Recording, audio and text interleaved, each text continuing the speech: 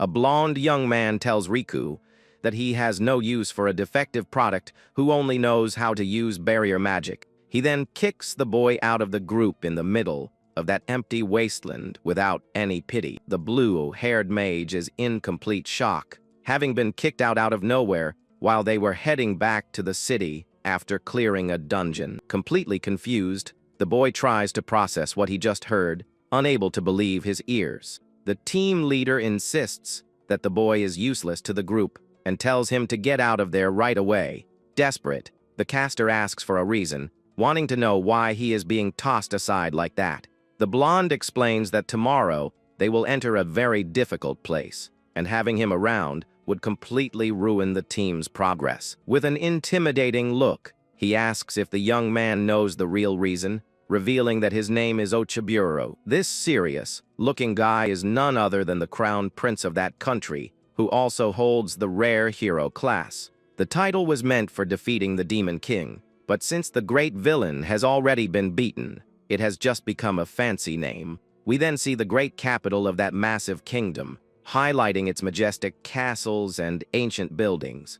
The current king of the land is sending his son to clear out dungeons to build a good reputation and become the next ruler.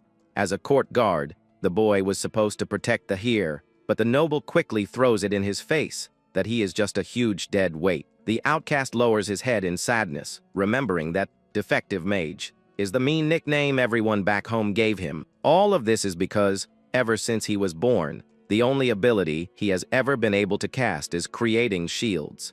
The arrogant leader brags about how strong he has become, stating he no longer needs protection from such a weak kid. With a big, confident smile, he recalls how he defeated all the monsters during their last run using just a single strike. The swordsman is seen in the middle of battle slicing through everything in his path, bragging as he asks if he even took a single hit in return. Fully aware of his own weakness, the boy clenches his fists in anger and agrees with his head down that the leader didn't take any damage. Drawing his weapon, the prince claims that for someone as skilled as him, something as basic as a barrier is completely useless. The mage admits that he only knows how to create defenses, but he tries to argue that he isn't a burden until he gets cut off by a loud yell from the prince. The blonde noble throws it in the boy's face that this is the only talent he has and refuses to listen to any more excuses. Even though he agrees, the caster tries to explain how his magic works, only to get scolded again and told to stop making excuses. Startled by the yelling, the blue-haired boy widens his eyes, while the leader rants right in front of him. Keeping his respect, the commoner explains that during their camps, the monsters never come close thanks to his protection. He adds that he placed shields on everyone's bodies, but the swordsman thinks that is the most ridiculous thing ever. The heir mocks him, saying that this magic is just a basic dome shield that anyone with a tiny bit of mana could use. Desperate, the outcast tries to show that his ability is actually very versatile and that he only wanted to support the team in his own way. The group leader swears he has never heard of a defense placed on the body, let alone felt any kind of support helping him out. Looking at him with disgust, the rich kid reminds him that his talent was recognized despite being a commoner, which got him into the Royal Academy. Being a genius, he got the highest grades in history and became the youngest court mage among the 12 chosen by the kingdom. However, the blonde claims that when it came time to prove his worth in practice, the kid turned out to be nothing but a huge defective product. Saddened by the insult, the guard replies that he cast the magic for the leader's safety, fearing that something bad might happen. Full of arrogance, the hero replies that the young man just applied completely unnecessary powers on them the whole time. To make matters even worse, the swordsman questions whether the boy was actually casting anything at all during their missions. Confused, the rejected boy doesn't understand where the conversation is going and asks what the guy means by those mean words.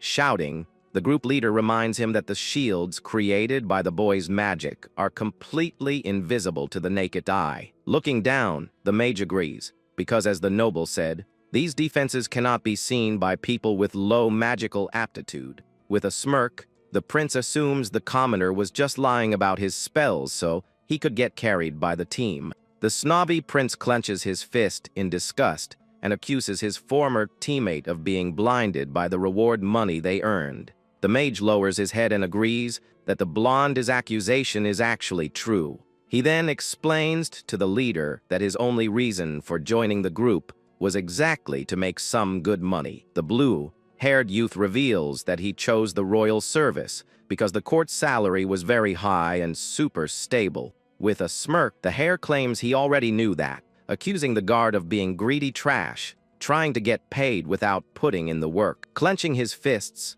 the commoner tries to defend himself, claiming he really needed that money to take care of his poor family. At that, the blonde mocks him, reminding him that he is just an orphan and therefore has no relatives to support. With a somewhat sad look, the guard lowers his head and confirms that he really did grow up without his parents around. His sad past shows that he was raised in a very poor orphanage, located on the outskirts of the great capital. Desperate, the boy explains that all that cash was meant for making ongoing donations to the place that took good care of him. At that moment, he looks over and notices that the other team members are also judging him with total disgust and contempt. Completely shocked, the caster painfully realizes that no one in that fancy group is on his side. One of the adventurers angrily comments that lying to steal coins from their own country is the lowest thing someone could do. Meanwhile, the big bald warrior accuses the boy of getting his high royal rank just by using bribes and connections. Then, the other helper sighs, finding it completely absurd that there is a royal mage who only knows how to make simple magic walls. The outcast listens to all those harsh accusations in total silence, feeling the immense pain of being judged in such a humiliating way. Amused by the scene, the noble prince gives a wide, wicked smile and tells the young man that he isn't just kicked out of the group.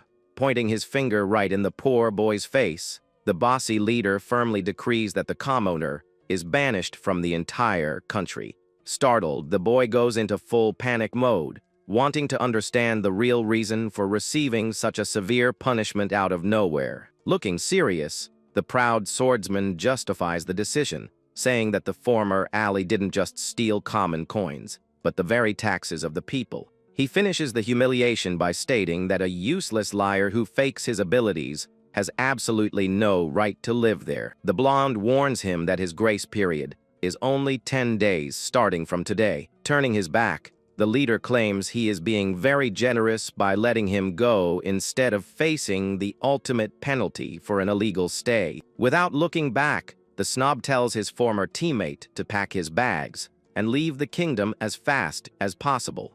Completely speechless, the boy stands there with his mouth open, watching his old companions walk away without the slightest bit of pity. Just then, a heavy rain starts to fall, and the young man finally processes what he just heard, leaving him in shock. Standing alone on the cliff, he wonders if this is all a bad dream, because being banished from his own nation out of nowhere seems like madness. Despair takes over the mage as he breaks into a cold sweat and pants, realizing how serious this terrible situation really is.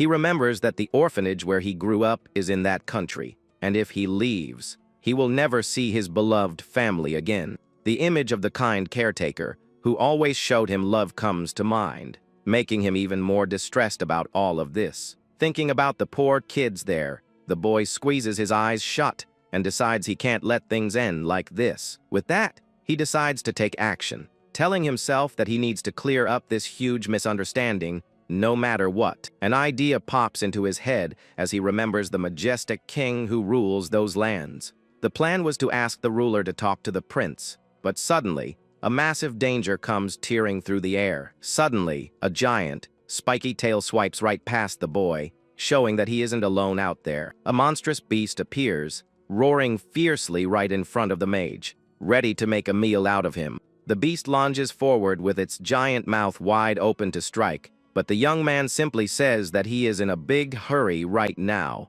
Showing no fear, he makes a hand seal to activate his magical power. While the heavy rain keeps pouring down, a glowing square barrier appears, trapping the giant monster's snout, making a crash into the defense unable to move forward. Holding his pose, the blue-haired warrior starts casting a variation of his technique, called transformation. Then he points his glowing fingers at the beast, revealing attack form number 5 of his powerful magic. Continuing his attack, a strong pillar of energy falls from the sky, crushing the target. The huge monster widens its yellow eyes, feeling the pain of the massive impact. Stripped of its strength, the creature collapses to the ground, kicking up a lot of dust as its snout hits the floor. Noticing that the beast is still breathing, the mage decides to use the second form of his power. With that, he summons glowing blades, easily taking down the gigantic beast for good. Seeing his enemy defeated, the young man agrees with the leader's previous accusations. With his hand reached out, the boy confirms that his only gift is creating these protections. However, he points out that these abilities are surprisingly very versatile. Standing in front of the fallen creature, the commoner explains that he can also go on the offensive. His power has 3 forms, which are attack mode, defense mode, and support. Suddenly, a whole flock of those same dragons appears flying around the area. Surrounded on all sides, the warrior faces the beasts that are completely taking over the sky. Feeling tired, the boy complains about his terrible luck of running into so many monsters while being in such a rush. Accepting his sad nickname, he brings his hands together to focus a lot of mana. Glowing brightly, the boy states that he trained hard to master his barrier, preparing his ultimate move. The outcast unleashes the class's second secret technique. At that moment, a massive flash of light bursts forth, tearing across the entire battlefield. The powerful magic swallows the whole flock, wiping out the dragons in the blink of an eye. Soon, the heavy storm disappears, revealing a beautiful, very calm blue sky. Looking at the beautiful scenery, the protagonist sighs with relief for having survived all of that. The scene cuts to a location far, far away from the grand capital, showing a long journey to the southwest of that vast region. There, we see a quiet rural village in the middle of the mountains, revealing the humble place where our mage grew up. Walking through the calm dirt streets, the young man in the dark cloak finally arrives at his old home. Looking a bit tired, with a somewhat empty gaze, he walks alone, processing all the bad things that had just happened with his recent expulsion. The boy's heavy steps kick up dust from the ground as he moves forward, not paying much attention to his surroundings. Suddenly, he bumps right into a large villager who immediately turns around, very annoyed and demanding an explanation. The rude man shouts right in the poor traveler's face, complaining about his attitude for not watching where he was going. Before the fight can get any worse, a girl in a blue dress suddenly appears, telling the big guy to stop all the commotion. This beautiful blonde young woman with a stern look is known there as Miss Flair and seems to be highly respected by the people of the village. Full of attitude, she walks firmly toward the 2 young men, showing that she won't tolerate any trouble on her street. The young woman asks what's happening, so the villager tries to explain, saying that the stranger didn't apologize. Lacking patience, the blonde woman retorts, telling the man that this isn't the right way to treat someone who has just arrived. She points out that the traveler already looked very down and sad, and because of that, he didn't deserve to hear all that unnecessary shouting. Embarrassed, the man scratches his head and apologizes to the girl, but she quickly tells him to apologize to the stranger instead. Maintaining a firm posture, the blonde demands that the bullying villager acknowledge his mistake for bumping into the young man so roughly. Watching all of this, the outcast's eyes widen, completely surprised that someone would defend him in such a kind way. Mustering his courage, the young spellcaster opens his mouth and finally apologizes for his small oversight in a very polite manner. With the situation resolved, the villager walks away down the dirt streets, leaving the pair alone in the middle of the calm village. The tense atmosphere disappears when the caretaker flashes a beautiful smile and welcomes him. Noting that it's been a year since his last visit, the mage agrees, very relieved, and receives a tight hug from his dear friend, who confesses she missed him immensely. Worried, the blonde notices the tired look on the young man's face and asks if something bad happened to him. This beautiful young woman's name is Flair Serial, and upon hearing the question, the boy swallows hard, becoming very tense. The young woman is the daughter of the director of the orphanage, where the exile grew up, having spent their entire childhood together there. From their school days until she became a royal mage, the girl had always been his greatest partner. Being his pillar of support, his companion never let go of the hero's hand, helping him through the worst of times. Chatting in a tavern, the exile explains how the guards blocked his entry to the royal castle. The spellcaster then reveals he came to the village only to say his goodbyes before leaving the country. Listening to the whole sad story, his friend understands the situation and announces that she's leaving with him. Completely shocked, the mage's eyes widen, trying to understand what he just heard. Remaining calm, the young woman reinforces her decision and confesses that she feels a great love for the protagonist. The boy is dying of embarrassment, while the sorceress assures him that she will follow him everywhere he goes. With a very caring gesture, his friend holds the warrior's hand, giving him a great sense of security. Smiling, the blonde woman states that she loves the young man's effort, seeing him as the great man in her life. Shyly, the young man apologizes for all of this, but the woman assures him there's no reason to be afraid. She recalls the past when the hero would send all his money to help raise the orphans. Changing the subject, his companion reveals that the orphanage director has become the head of the local guild. The outcast is startled by the news and is even more surprised to learn that the old man is getting married. Sharing a secret, the blonde explains that her father has finally moved on from his past as a widower to try and find happiness. Listening intently, the traveler discovers that his friend's new stepmother is a very hard-working woman. Thanks to all this effort, the institution is no longer in poverty and doesn't need the mage's donations anymore. The exile listens to his friend and finally understands the new situation at the orphanage. In a gentle tone, the young woman reminds him that he has already worked so hard and now has the right to live as he pleases. With a serious look, the protagonist repeats those sweet words, reflecting on this sudden freedom. Suddenly, the blonde squeezes his hand tightly and asks if the warrior feels any resentment toward her. Mustering his courage, the young man looks deep into his companion's eyes and confesses his great love for her very directly. Very happy, his friend rests her forehead on his hands, stating that being by the hero's side is her greatest joy in life. The young man then confesses that he was already planning to reveal all these strong feelings at their next meeting. Full of attitude, the mage scoffs at the kingdom, thinking it's great that they're leaving a place that throws away a hardworking person. With a beautiful smile, the blue-haired mage agrees with his partner, feeling an enormous sense of relief in his chest. Then, his companion officially asks to travel with her beloved, leaving that village behind forever. With that, the young man accepts her company, forming a new couple ready to live an adventure far, far away. Meanwhile, in the grand royal capital, a furious shout echoes all around, showing someone is quite upset.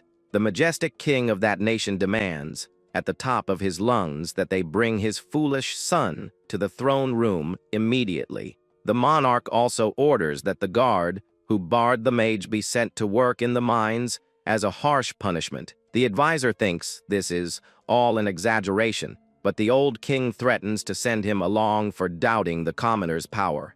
Resting his face in his hand, the ruler states with total certainty that the banished boy was a true genius. With a threatening gaze, the leader emphasizes that a talent like that only appears once every 1,000 long years. He mentions the gigantic, invisible magic dome that protects the entire capital against the attacks of ferocious monsters. Breaking into a cold sweat, the servant is in shock to hear that it was the outcast who created that colossal defense. The king finishes by confirming that the barrier manipulator also took out the fearsome invading dragons in the blink of an eye. The sovereign explains that there's a secret art within barrier techniques that the young man has completely mastered. This power goes far beyond human intellect, making any difficult task simple for the powerful mage. The monarch reveals that he is friends with the director of the Magic Academy, and the old educator always made a fuss about his talent. With a serious look, he repeats that a genius of this level is a rarity that only appears in the world once every millennium.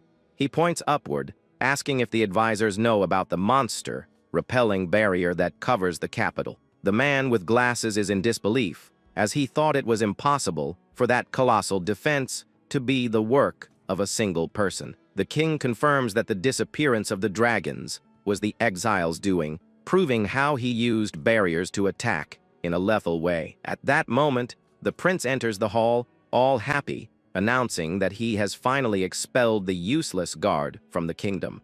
Smiling, the clueless heir brags about getting rid of the criminal who is wasting precious tax money. Hearing that nonsense, the ruler trembles with rage as his blood pressure rises at the sight of his own son's stupidity. Screaming, the father calls the blonde boy a fool, making the spoiled brat tremble with fear. Not understanding the reason for his fury, the king shouts that his foolishness has set the world's strongest mage free, and now the consequences will shake the entire globe.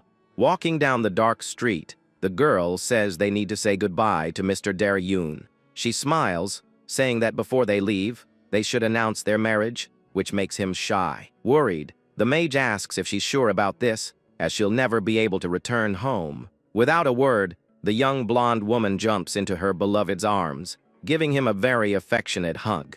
The young woman reinforces that she has decided to support the warrior on his journey, but he tries to deny it all. Interrupting the young man, the mage assures him that it's all right, as she was the one who chose this path. With a loving gaze, she thanks her companion for allowing her to be by his side. Determined, the girl pulls him to talk to her father and tells the hero to act like a real man. The full moon shines in the sky, illuminating the beautiful night as the couple walks to their destination. Arriving at the house, they peek through the wooden window, seeing that their target is inside and awake. The older man notices their presence and frowns, trying to recognize the visitors. The man soon breaks into a smile upon seeing Riku, asking if the young man has been doing well lately. Without wasting any time, his daughter drops the bombshell, telling her father that she's going to marry the mage now. The shock comes when the old man accepts immediately, thinking it's great, but his son-in-law finds it all a bit too direct. Seriously, the veteran explains that he knows the boy's strength and his excellent character very well. He adds that he knows no one in the world values his daughter as much as the protagonist does. Laughing, the father-in-law admits he was already expecting this because the young woman couldn't stop talking about her beloved. Dying of embarrassment, the blonde kicks her father's shin hard to make him quiet down. While the old man yells in pain, the blushing young woman tells him to stop saying unnecessary things. Curious, the man asks where they will live, so the exile admits sheepishly that he has been banished. The girl tells her father all the gossip, revealing with outrage that the foolish prince called the hero useless. The father-in-law strokes his chin thoughtfully and casually comments that he trained that spoiled noble in the past. With his arms crossed, he reveals that he was an S-class adventurer, completely shocking his own daughter. The black-haired mage is indignant because the old man never told them anything so important. The veteran explains that it was a request from the king, but he ended up getting let go quickly for not pleasing the annoying heir. Hearing that, the protagonist realizes that the royal blonde has always been a huge fool from a very young age. Smiling gently, the man tells them to forget about it, as only his girl's happiness matters. Then, we see the man's feet walking across the wooden floor as he remembers something important. The former adventurer opens a small cabinet in the corner of the room, taking out a special item for the couple. Returning, he hands them a heavy bag of coins as a wedding gift for their long journey. The young man tries to refuse the valuable gift, feeling he didn't deserve to receive so much money like that. The father-in-law insists, explaining that this was the savings he had put aside specifically for her wedding. He smiles, turning down his son-in-law's donations and assuring him that he will protect the orphanage with his wife. The exile looks at the man with admiration, feeling enormous respect for his noble attitude. Accepting the gift, he hears his father-in-law lament that his wife isn't home to meet the young man. The big surprise comes when he mentions that his wife is also an active S-class adventurer. The mood grows heavy when the warrior warns that vampires have been frequently seen in the region. The young man frowns, remembering that these immortal monsters live in the night, feeding on human blood.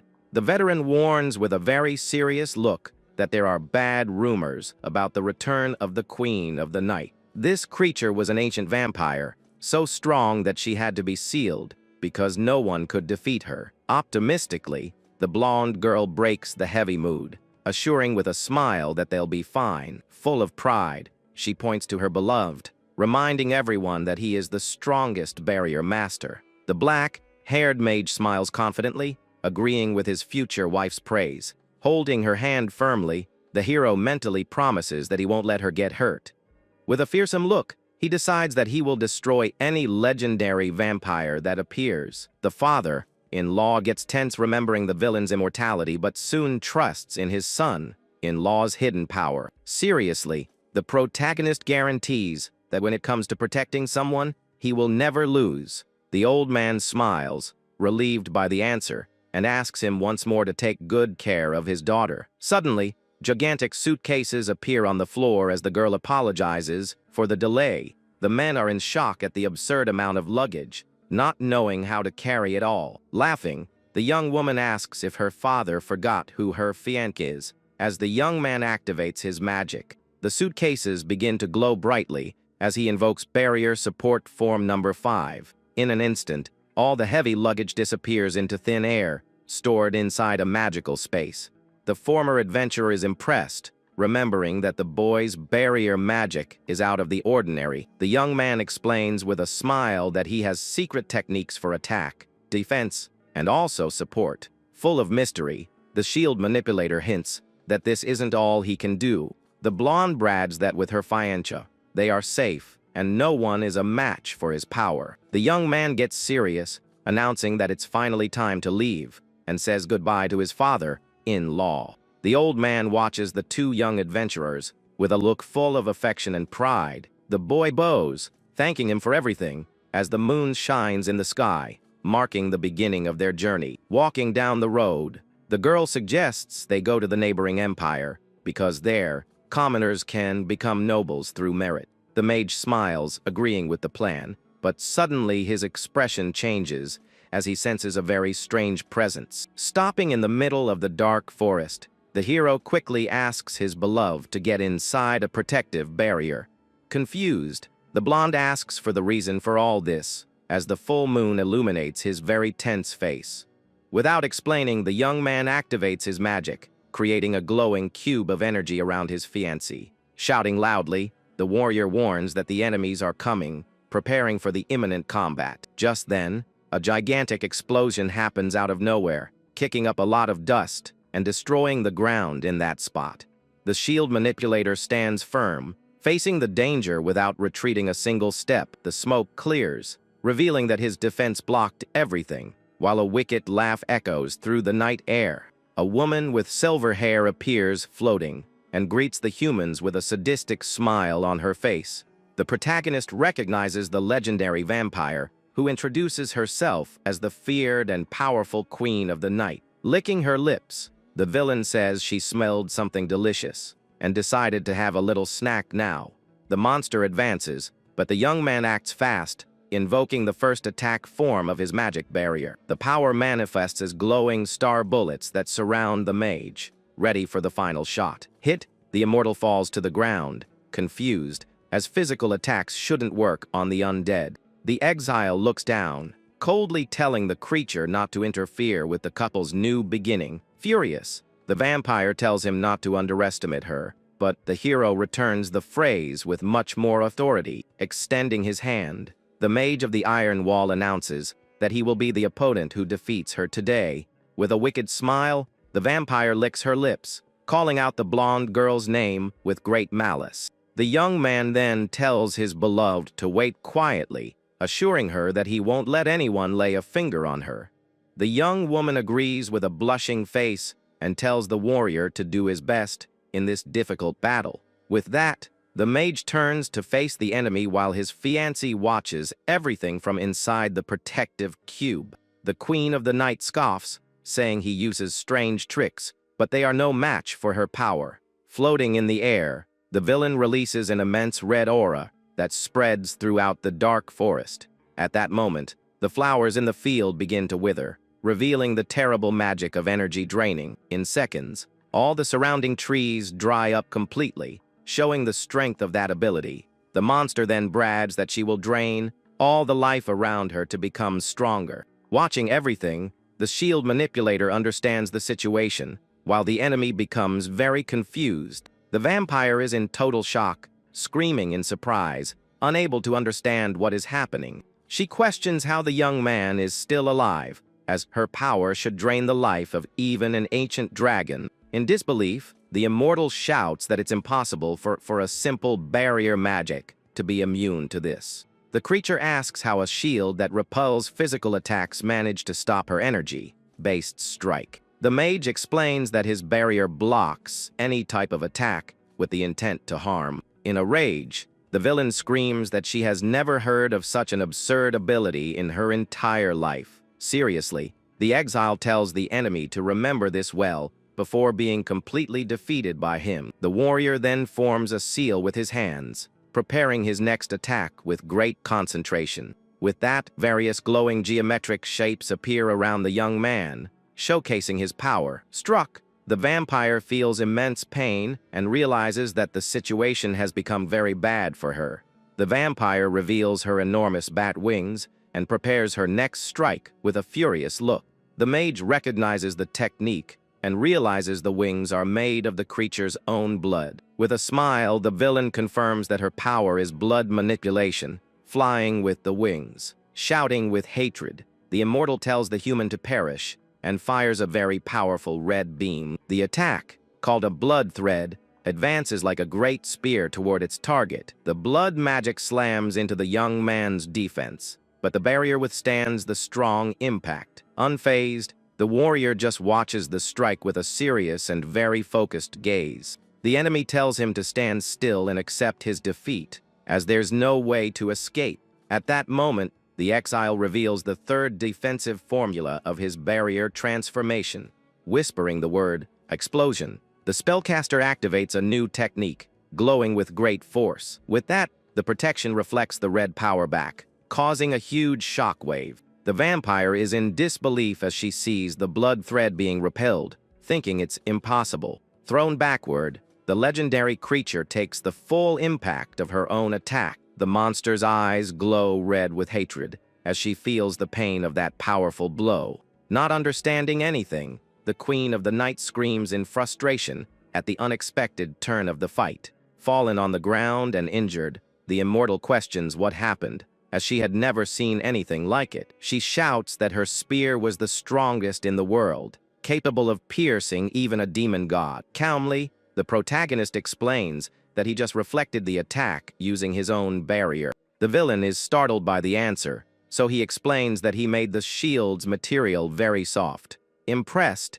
the enemy admits she never thought someone could use magic in that way. The mage notices that the enemy's body is regenerating very quickly, and understands he's facing an immortal being. Panting, the monster shows her sharp canines, while the young man asks if she's already running out of breath. He mocks her, saying that the mighty queen is struggling against a mere human, and she yells at him to be quiet. At that moment, the villain asks what he really is, and the protagonist just smiles in a very mysterious way. Calmly, the young man claims to be just a flawed mage who can only use simple barriers, and nothing more. Furious, the vampire shouts for him not to lie, because a useless person could never push her to this limit. She warns him not to be underestimated, as she comes from a noble lineage and guarantees she would never lose to a weak commoner. Just then, the hero's eyes glow intensely as he listens to the creature of darkness's furious cry. The monster activates a blood-strengthening technique, changing her appearance to become much faster and more lethal. With a swift movement, the villain tears through the air and rushes like a red lightning bolt toward her opponent's neck. Surprised by the absurd speed, the young man's eyes widen as he realizes the enemy is already right on top of him. In that instant, the queen gives a victorious smile and states that at this distance, he wouldn't have time to create shields. Then, the creature grabs the mage from behind with great force, thinking she has finally captured her prey. Keeping his gaze fixed, the young man shows no fear, even in the arms of that dangerous, immortal villain. Just then, the monster unleashes her secret art, creating giant claws of blood to begin draining all the hero's life. Laughing insanely, she announces that she will drain his life energy directly, and that it will all be over in a second. But the young man remains calm as the villain guarantees his life will wither away before so much dark power. Suddenly, the warrior opens his mouth and calmly whispers that he's still alive, leaving the queen utterly confused. Shocked, the vampire asks how this is possible, since with no space between them, no defense should work. The mage reveals that he used his fifth armor form, creating an invisible, microscopic barrier around his entire body. At that moment, the vampire looks startled and asks if the young man is really an ordinary human being. But the villain soon spreads her enormous wings to try and escape the complicated situation. Then, the Queen of the Night shouts that she will end the mage's life on their next encounter. With that, a glowing cage appears around the monster as she realizes something is blocking her path. But the hero announces that there won't be a next time, activating his secret prison technique. At that moment, the young man guarantees that he will destroy the creature's existence right there on the battlefield. But the young man apologizes and informs her that he will have to seal the enemy forever. He explains that since she is immortal and cannot be done away with, the only solution is to imprison her soul. With a determined look, the barrier master decides to erase the villain's presence from this world. The warrior then focuses all his mana to finish the job once and for all. Then, the queen realizes that the young man is a descendant of the ancient mages who sealed her people in the past. But she panics upon realizing that she is facing her greatest and only natural enemy. Desperate, the monster screams that she does not want to be trapped in a magic seal again. At that moment, the creature laments that she had just regained her freedom, only to lose everything now. With a firm movement, the protagonist unleashes his secret sealing art against the evil spirit. Then the glow fades, and the hero confirms that the sealing was completed successfully. At that moment, the young blonde woman watches from a distance and takes a deep breath, feeling an enormous sense of relief. With that, his girlfriend runs towards her beloved and celebrates the victory against the legendary vampire. But the young man just gives his companion a gentle smile, enjoying that moment of peace. At that moment, the hero remembers that his fiancée is actually known as a child of the sky. Curious, the young protagonist asks the meaning of the term, child of the sky, and hears that she is a very special being. At that moment, the blonde woman explains that because of this, various monsters will hunt the girl, wanting to steal her power. Sitting on top of several defeated beasts, she warns that the young man must protect Flair from all these terrible dangers, but the boy asks if his master can stay with his friend forever and receives an immediate no as a response. Calmly smoking, the woman states that she has her own work to do and therefore cannot take care of her daughter all the time. With that, she orders her apprentice to look after the blonde until the end of her life, even if things get very bad in the future. Then we see the couple smiling as the young man accepts the duty of protecting her at any cost, even if it costs him his life. Under the light of the full moon, the girl praises the young man's power, stating that he is simply incredible. The young woman then reinforces that it doesn't matter what the foolish prince said, because they will be fine even in exile. Then, the blonde woman guarantees that many people will still recognize his real worth as a barrier master. With a smile, the blue-haired mage thanks his beloved for her support, feeling that he now has a new purpose. But the hero asks for a moment to check the forest's surroundings, as he felt something strange in the air. At that moment, his companion agrees and lets the young man investigate the area while she waits safely. Suddenly, the young woman's eyes widen as she notices a mysterious glow appearing right in front of her out of nowhere. A small, silver cross pendant is lying on the dirt ground, drawing a lot of her attention. Curiously, the protagonist reaches out to pick up the object, but soon notices a very unexpected reaction. Holding the item, the young man says he knows the vampire can still hear him from inside that seal. Just then, a groan of pain comes from the sacred object, indicating that the creature of darkness is trapped inside. Surprised, the mage wonders about that sound of suffering as he observes the small, glowing accessory. Screaming, the villain laments having lost to a low-class human and does not accept the humiliating defeat. Filled with rage, the monster continues to scream that it's impossible for her to have been sealed by a simple commoner. At that moment, the hero tells the prisoner to wait a moment, as he intends to do something very different. Then, the young man focuses his mana on the pendant, causing an intense light to envelop the entire area in an instant. With that, the barrier's power begins to transform the seal's energy to manifest the vampire's physical form. An immense flash of light takes over the dark forest as the summoning process ends in an epic fashion. But to everyone's surprise, the Queen of the Night reappears, dressed as a very cute maid. Completely confused, the creature questions how she got out of the seal and why she is wearing that outfit. The mage explains that he just loosened the sealing technique a bit to let her appear in this physical form. The young man then informs her that her power, as a vampire, is trapped in the pendant, and the villain is amazed by such a level of sorcery. With a serious look, the young man reveals that he only brought the monster out because he has some questions and demands honest answers. But the prisoner puts on a mocking face, stating that she would never answer anything for a simple human like that commoner. Then, the protagonist activates a restraining magic, making the creature scream in pain as she's hit by the invisible force.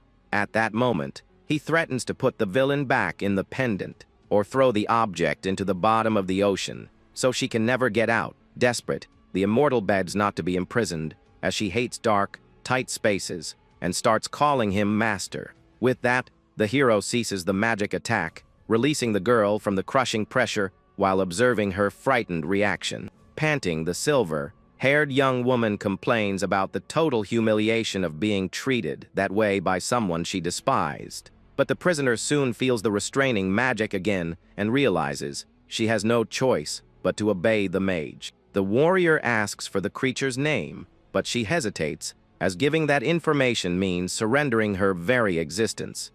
Yielding to the pressure, the young woman reveals her name is Carmilla Vlad Tepes, while looking at the protagonist with great anger. The young man then formally introduces himself as Riku and maintains a calm smile in the face of the dangerous Queen of the Night's fury. But the girl questions if he's not ashamed to interrogate a defenseless young woman in such a brutal and shameless way. Ignoring the complaint, he asks what the noble blood the villain mentioned during the confrontation in the dark forest means. Carmilla explains that the term refers to her clan of pure vampires, and the exile realizes there are other monsters like her. Then the small monster confirms the existence of others of her race, maintaining a constant look of contempt and superiority. Mockingly, the hero suggests she must be just a weak background character in the group, and the young woman retorts by calling the boy a freak. The immortal then shouts that the young man is too strong and that a sealing ritual like that should take hours with several mages. But the protagonist just replies that the comment was rude and assures her that he is just an ordinary human being and nothing more. The little villain then throws a tantrum, stating that a common human could never seal the Queen of the Night alone. But the blue-haired young man ignores her screams and asks what the other sealed vampires are planning to do now. At that moment, he stares intently at the prisoner, wanting to know why her seal broke before the others. Then, the young woman explains that in the past, she drank the blood of a barrier master, and thus learned how to undo her own seal. With that, the hero is surprised to discover that his servant also possesses the gift of manipulating magic defense techniques. The protagonist then asks if the young woman knows the names and all the abilities of her still imprisoned clan members. With a malicious smile, the girl confirms that she knows everything, as they all belong to the same pure blood lineage. At that moment, the monster's red eyes glow intensely as she observes her new and powerful master. But the young man points his finger at the villain, making her wonder what terrible plan he has in mind. Then, the warrior authoritatively orders the Queen of Darkness to officially become his trusted familiar. The creature is in total shock, unable to believe that a superior being like herself should become the servant of a mere human. But the exile promises to give the young woman a little freedom if she hands over all her knowledge about her noble clan. In that instant, the young woman arrogantly refuses the offer, remembering that she carries the blood of a very important lineage. With that, the master reactivates the restraining magic, making the prisoner suffer from the crushing pressure of the seal. Then, the girl screams in pain as the hero's blue energy completely dominates the insolent vampire's body. At that moment, the young man calmly observes the silver pendant as his servant understands that she has no choice.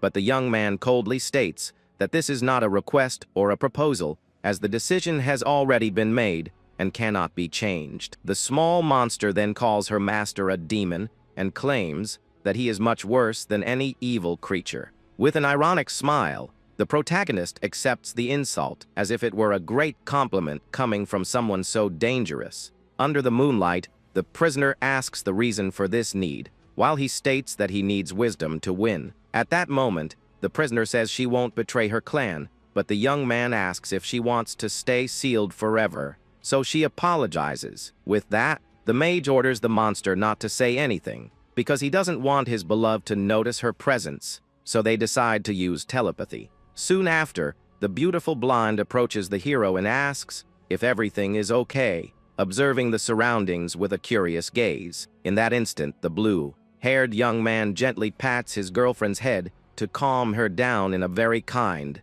and caring way. With a smile, the warrior states that there are no problems, and his companion is very happy to know the danger has passed.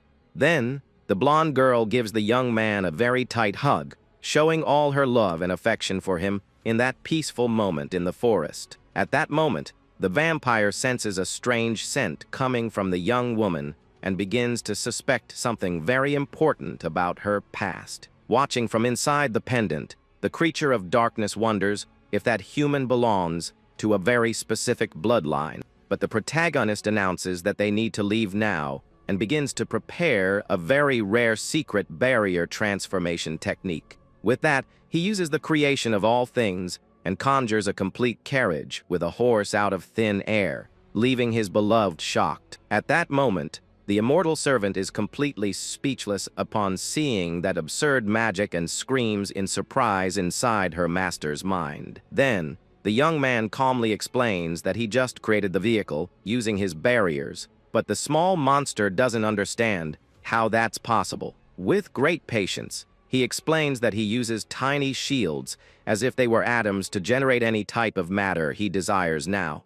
The Queen of the Night then completely freaks out, stating that this is not simple at all and calls the hero a freak for possessing so much power. Finally, the journey of this unusual group truly begins as they travel on, not knowing what challenges await them in the future. With that, they continue their journey in the barrier carriage, taking the legendary vampire as the new familiar of their small team. At that moment, the mage explains that he can control everything he creates, so the journey proceeds without needing a regular driver. Then, the hero asks if the young woman really likes that little creature so much, and she responds with a big smile that she does. We then see the blonde woman squeezing the small black animal, which is actually the sealed monster transformed into a very cute cat. The feline seems very uncomfortable with all the affection, but can do nothing to escape the young woman's arms. At that moment, the young man reveals that the cat is the Queen of the Night,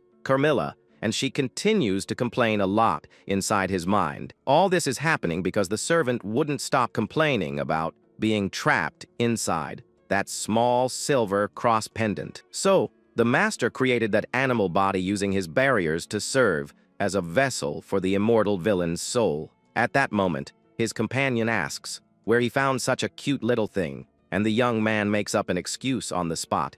The young woman then asks to keep the kitten, and the protagonist agrees, feeling a twinge of jealousy about the whole situation. With that, the warrior makes a grumpy face, because he wished he were in the creature's place, receiving all that special attention from her. But the vampire soon warns that it's not the time for jealousy, as she sensed something very strange happening just outside. At that moment, the mage goes on high alert and tells his beloved that he's getting out of the carriage to check the road ahead. Then, the young woman insists on accompanying her beloved, and the two get out of the vehicle to see what's causing all the commotion. They then walk through the dark forest and find several soldiers fallen on the dirt ground in a scene of great defeat.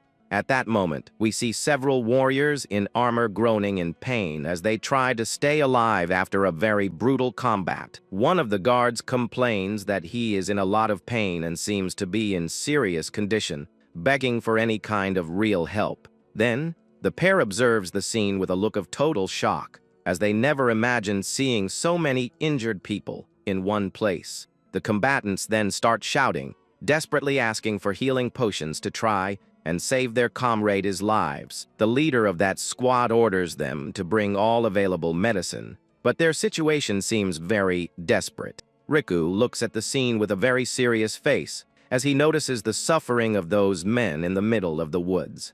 With that, the blue-haired young man tells Flare that he will be a little late to provide aid to the guards, but the blonde young woman replies that it's okay and decides to help as well, facing the situation with great determination and courage. At that moment, the hero focuses his gaze on one of the injured combatants who seems to be in a much more critical situation.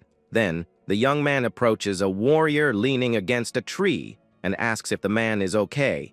Calmly, the mage explains that he is just a traveler with some knowledge of healing arts and intends to help. The soldier sighs in relief, saying that the help would be great, and points to his other fallen comrades nearby. But the protagonist pauses for a moment, realizing that this specific man's condition is very worrying. He then notices that the warrior's left arm is severely injured and in a truly deplorable state. With a pained look, the combatant reveals that the injury was caused by a gigantic and very dangerous creature. The guard explains that the group was hunting a ferocious beast, but the creature fought back and caused all that damage. At that moment, the vampire transformed into a cat starts to tremble, indicating that something terrible is about to happen. Worried, the blonde pets the feline and asks what's wrong, as the little creature won't stop shaking. The small creature of darkness is on high alert, sensing a malicious presence that only she can identify. Determined to act, the barrier master states that he will begin treating the serious injury immediately. The soldier tries to refuse, saying that a lost limb cannot be healed, but the young man assures him that he can do it. Then, the hero activates his auxiliary formula number 2, preparing a very advanced barrier transformation technique. A bluish light then envelops the area, and the power begins to reconstruct the part of the body that was damaged. With an intense glow, the magic makes the impossible happen, leaving the man in armor completely shocked by the result. The warrior celebrates the return of his arm, calling it a miracle, and thanks the young man, because now he can return to the hunt. The young man, shaking the guard's hand, asks about the term, pray, while the soldier shows immense gratitude for the help. With that, the vampire cat realizes the human is talking about her and becomes very apprehensive about this sudden revelation. Then, the warrior shouts to all his friends, announcing that they were saved by a very famous and skilled healer. But the blue-haired young man gets embarrassed and tries to explain that he's not exactly a real professional medic. At that moment, the combatant begs in tears for the young man to save his injured companions, who are lying there. With a focused gaze, the hero activates his barrier expansion, creating a gigantic dome of light that covers the entire forest area. He then unleashes the mass healing technique as a very bright bluish energy takes over the entire dark environment. With that, the injured soldiers begin to feel the effects of the magic and are amazed by the immediate sense of relief. At that moment, we see several men regaining their strength very quickly, as the divine light continues to shine brightly. Then, the guards get up, celebrating life, and wonder what kind of supernatural power could do that. One of the men claims that the protagonist is a true god, or perhaps a walking healing temple that fell from the sky. but the young man reinforces that he is none of that and identifies himself only as a very modest barrier arts master. The leader of the group then becomes confused, wanting to understand how a defensive technique can heal such deep wounds. Calmly, the young man begins to detail how his shield works and how it affects the bodies of the people inside. He explains that the barrier has a high concentration of oxygen and light magic that accelerates the natural healing of any being. At that moment, the soldier admits he didn't understand the technical part at all but guarantees that the result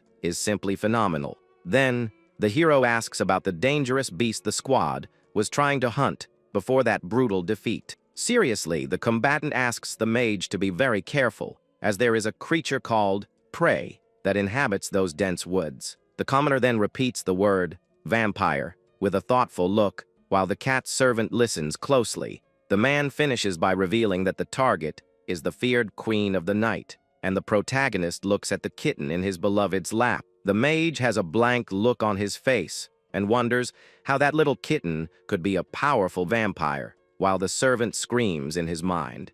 The young man then announces that he has already sealed the queen of the night, so the soldiers can relax and don't need to worry about it anymore. The group's leader is in total shock, screaming in surprise, unable to believe what she just heard. She then asks for the hero's name, and the blue-haired young man introduces himself as Rikudo Guardman in a very humble way. With a confident smile, the warrior reveals her name is Saraj, and she is the captain of the famous prey hunting squad. The protagonist becomes curious about her team's title and tries to understand the organization's real objective. At that moment, the vampire cat explains telepathically that they are specialists in the extermination of all her kind. The mage is startled by the news, as he had never heard of a group with such a specific and dangerous purpose.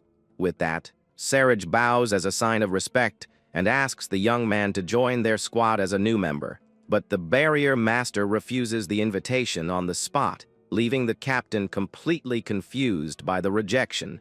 The warrior explains that with his power, saving the world would be a very simple task. But the hero doesn't think the same way. With a serene smile, he states that he has no interest in saving the world and only wants to protect the small happiness right in front of him. The young man looks at his beloved and reinforces that this is his one and only true goal in life at this moment. Even so, the group's leader insists desperately for him to join the team, pulling on the mage's clothes with force. The woman starts dragging the young man across the ground, while shouting that they need to hunt vampires and protect the world together. At that moment, we see the hero being carried down the dirt road, while the girl screams for him to listen to her proposal. Inside the carriage, his companion asks about his future plans, and he replies that he intends to become a common adventurer. The blonde questions why he doesn't join the prey hunters, as he would have a stable salary and a very peaceful life. But the exile reveals that the organization doesn't pay a single gold coin for defeating the blood-sucking monsters. The young woman then becomes indignant upon discovering that they also don't receive a fixed salary and realizes how exploitative the group is. Watching everything, the kitten Carmilla questions how those prey hunters manage to continue with this job. She then discovers that the reason is a noble sense of duty, but soon calls them all crazy and lunatic. At that moment, the protagonist reflects that he needs a lot of money if he wants to live peacefully with flair. With a thoughtful look, the young man admits that it won't be easy to find a job using magic, being a flawed mage. The servant then asks if her master has ever been an adventurer before, as only real skills are considered there. The young man denies the question and explains that he went straight from his village to the Royal Academy and then worked at the court. Worried, the small creature faces the young man and asks if he'll really be okay acting as a beginner on missions. With a frightening expression, the hero threatens to obliterate the vampire, making the kitten let out a cry of terror and tremble all over. Regaining his composure, the warrior assures her that he had rigorous training with his master and has real combat experience. Sitting next to him, his fiancée becomes curious about this mentor who taught him all the basic and advanced barrier techniques. Suddenly, A monstrous roar tears through the night silence, putting the blue-haired boy on high alert. With agility, the mage opens the curtain of his magic carriage to see what's happening outside on the road. At that moment, he gives a sideways smile, stating that the timing is perfect for what is about to appear before him. A colossal beast appears flying through the sky, revealing itself to be a gigantic dragon, ready to attack any traveler in its path. Terrified, the servant warns that it's a powerful monster, but the young man shows no concern about the threat. He remembers that during his training, he defeated several of these creatures, and that the beast's body is worth a lot of gold on the market. With a quick movement, the hero extends his hand, invoking a glowing barrier that manifests as a luminous cube. Thinking about the profit, the spellcaster states that the material from that creature will be sold for a very high price in the next town. Hit squarely by the magic, the dragon loses control of its flight and crashes to the ground, creating a large impact wave. Seeing the monster defeated, the young man celebrates the success of his technique as he prepares to collect his valuable prize. With that, the small cat Carmilla panics, asking what her master just did to that monster. The young man then calmly explains that he just suffocated the beast using his barrier, leaving the servant in total shock. The creature of darkness then wants to understand how the hero managed to suffocate a dragon so simply and directly.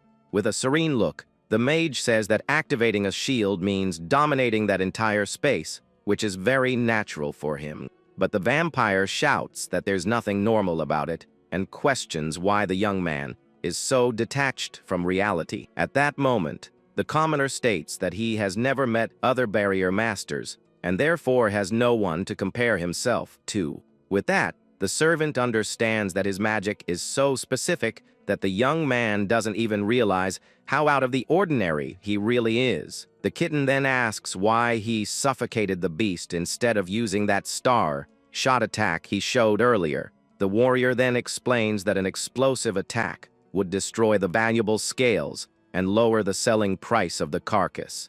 With a sideways smile, the master confirms that keeping the body intact is essential to get more gold coins. At that moment, the protagonist extends his hand forward, preparing to use another impressive magic trick. The young man then activates his secret storage technique, causing an immense flash to envelop the entire body of the fallen dragon. But the servant screams desperately, wanting to know what just happened, as the giant beast vanished out of nowhere. The mage then reveals that he stored the carcass inside a shield, leaving the small creature even more confused by it all. Calmly, the hero details that his magic walls are a type of spatial magic that creates a dimension outside of this world. At that moment, the immortal vampire stares at her master with a look of total disbelief, processing that absurd information.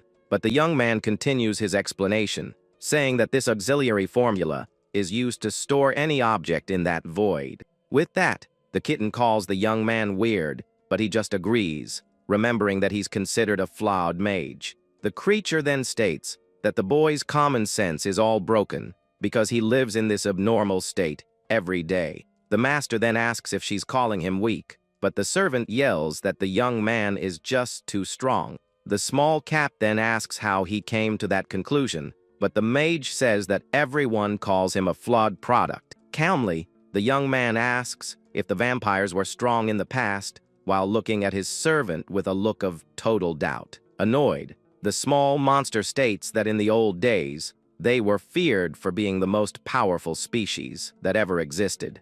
The young man then says that talking about the past doesn't help at all, and Carmilla starts thrashing on the ground in a rage. At that moment, the hero picks up the animal by the neck and announces that it's time for everyone to return to the carriage now. With that, the master carries his servant very casually as he walks back to meet his beloved Fianti. The creature's red eyes then glow intensely as she whispers the young man's name inside her mind. But suddenly, the commoner senses something very bad approaching and notices several dragons flying in the sky. With that, the protagonist observes the immense flock of winged beasts that cover the entire view of the dark and gloomy forest. In that instant, we see an absurd number of monsters surrounding the area, making the battle atmosphere much more tense. But the blue-haired mage cracks a greedy smile and states that he's looking at a veritable mountain of treasure. The small feline's eyes then widen, and she wonders if her master really intends to face them all alone. With a look full of confidence, the young man confirms that he will act, as he can't let this chance for profit pass him by today. At that moment, the spellcaster forms a seal with his hands to activate his spiritual barrier formula with great mastery. A giant, luminous structure then appears in the air, revealing the secret technique of the birdcage-shaped prison. With that, all the dragons in the flock are trapped inside the colossal defense with no escape route. In that instant, the magical pressure begins to crush the beasts, and the kitten watches everything with a look of total astonishment. But the hero frowns for a moment, noticing that something very strange is happening in the midst of the chaos. With that, the young man senses the presence of a very different individual hidden among the carcasses of those winged monsters. Suddenly, a cutting blow tears through the air, and the servant screams, as it's the first time she's seen her master's barrier be broken. The mage explains that the more he expands the shield, the weaker the defense becomes, so it's normal for it to have broken. With a serious look, the hero realizes that there is a very resilient creature in the midst of that flock of winged monsters. We then see a zombie dragon letting out a frightening roar as it tries to escape from that powerful magic prison. With that, the small cat reveals that it is a corpse dragon, and the young man asks what kind of creature that is.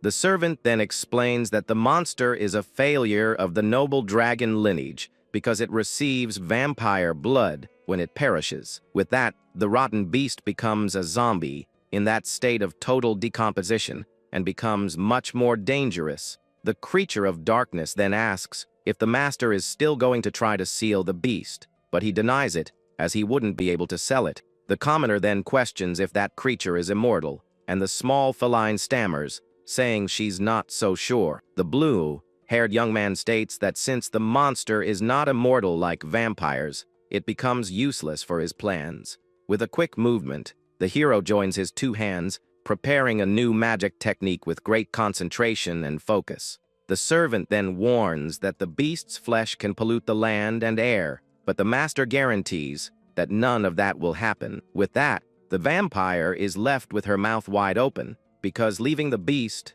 there would be a mistake, and she doesn't believe in the young man's confidence. The mage states that he knows this, and that's why he's going to blow everything up without leaving a single trace of dust on the battlefield. At that moment, the warrior begins to glow as he concentrates an absurd amount of mana for his next attack. The kitten is in total shock, screaming in surprise as she feels all that magic power being accumulated in a single point.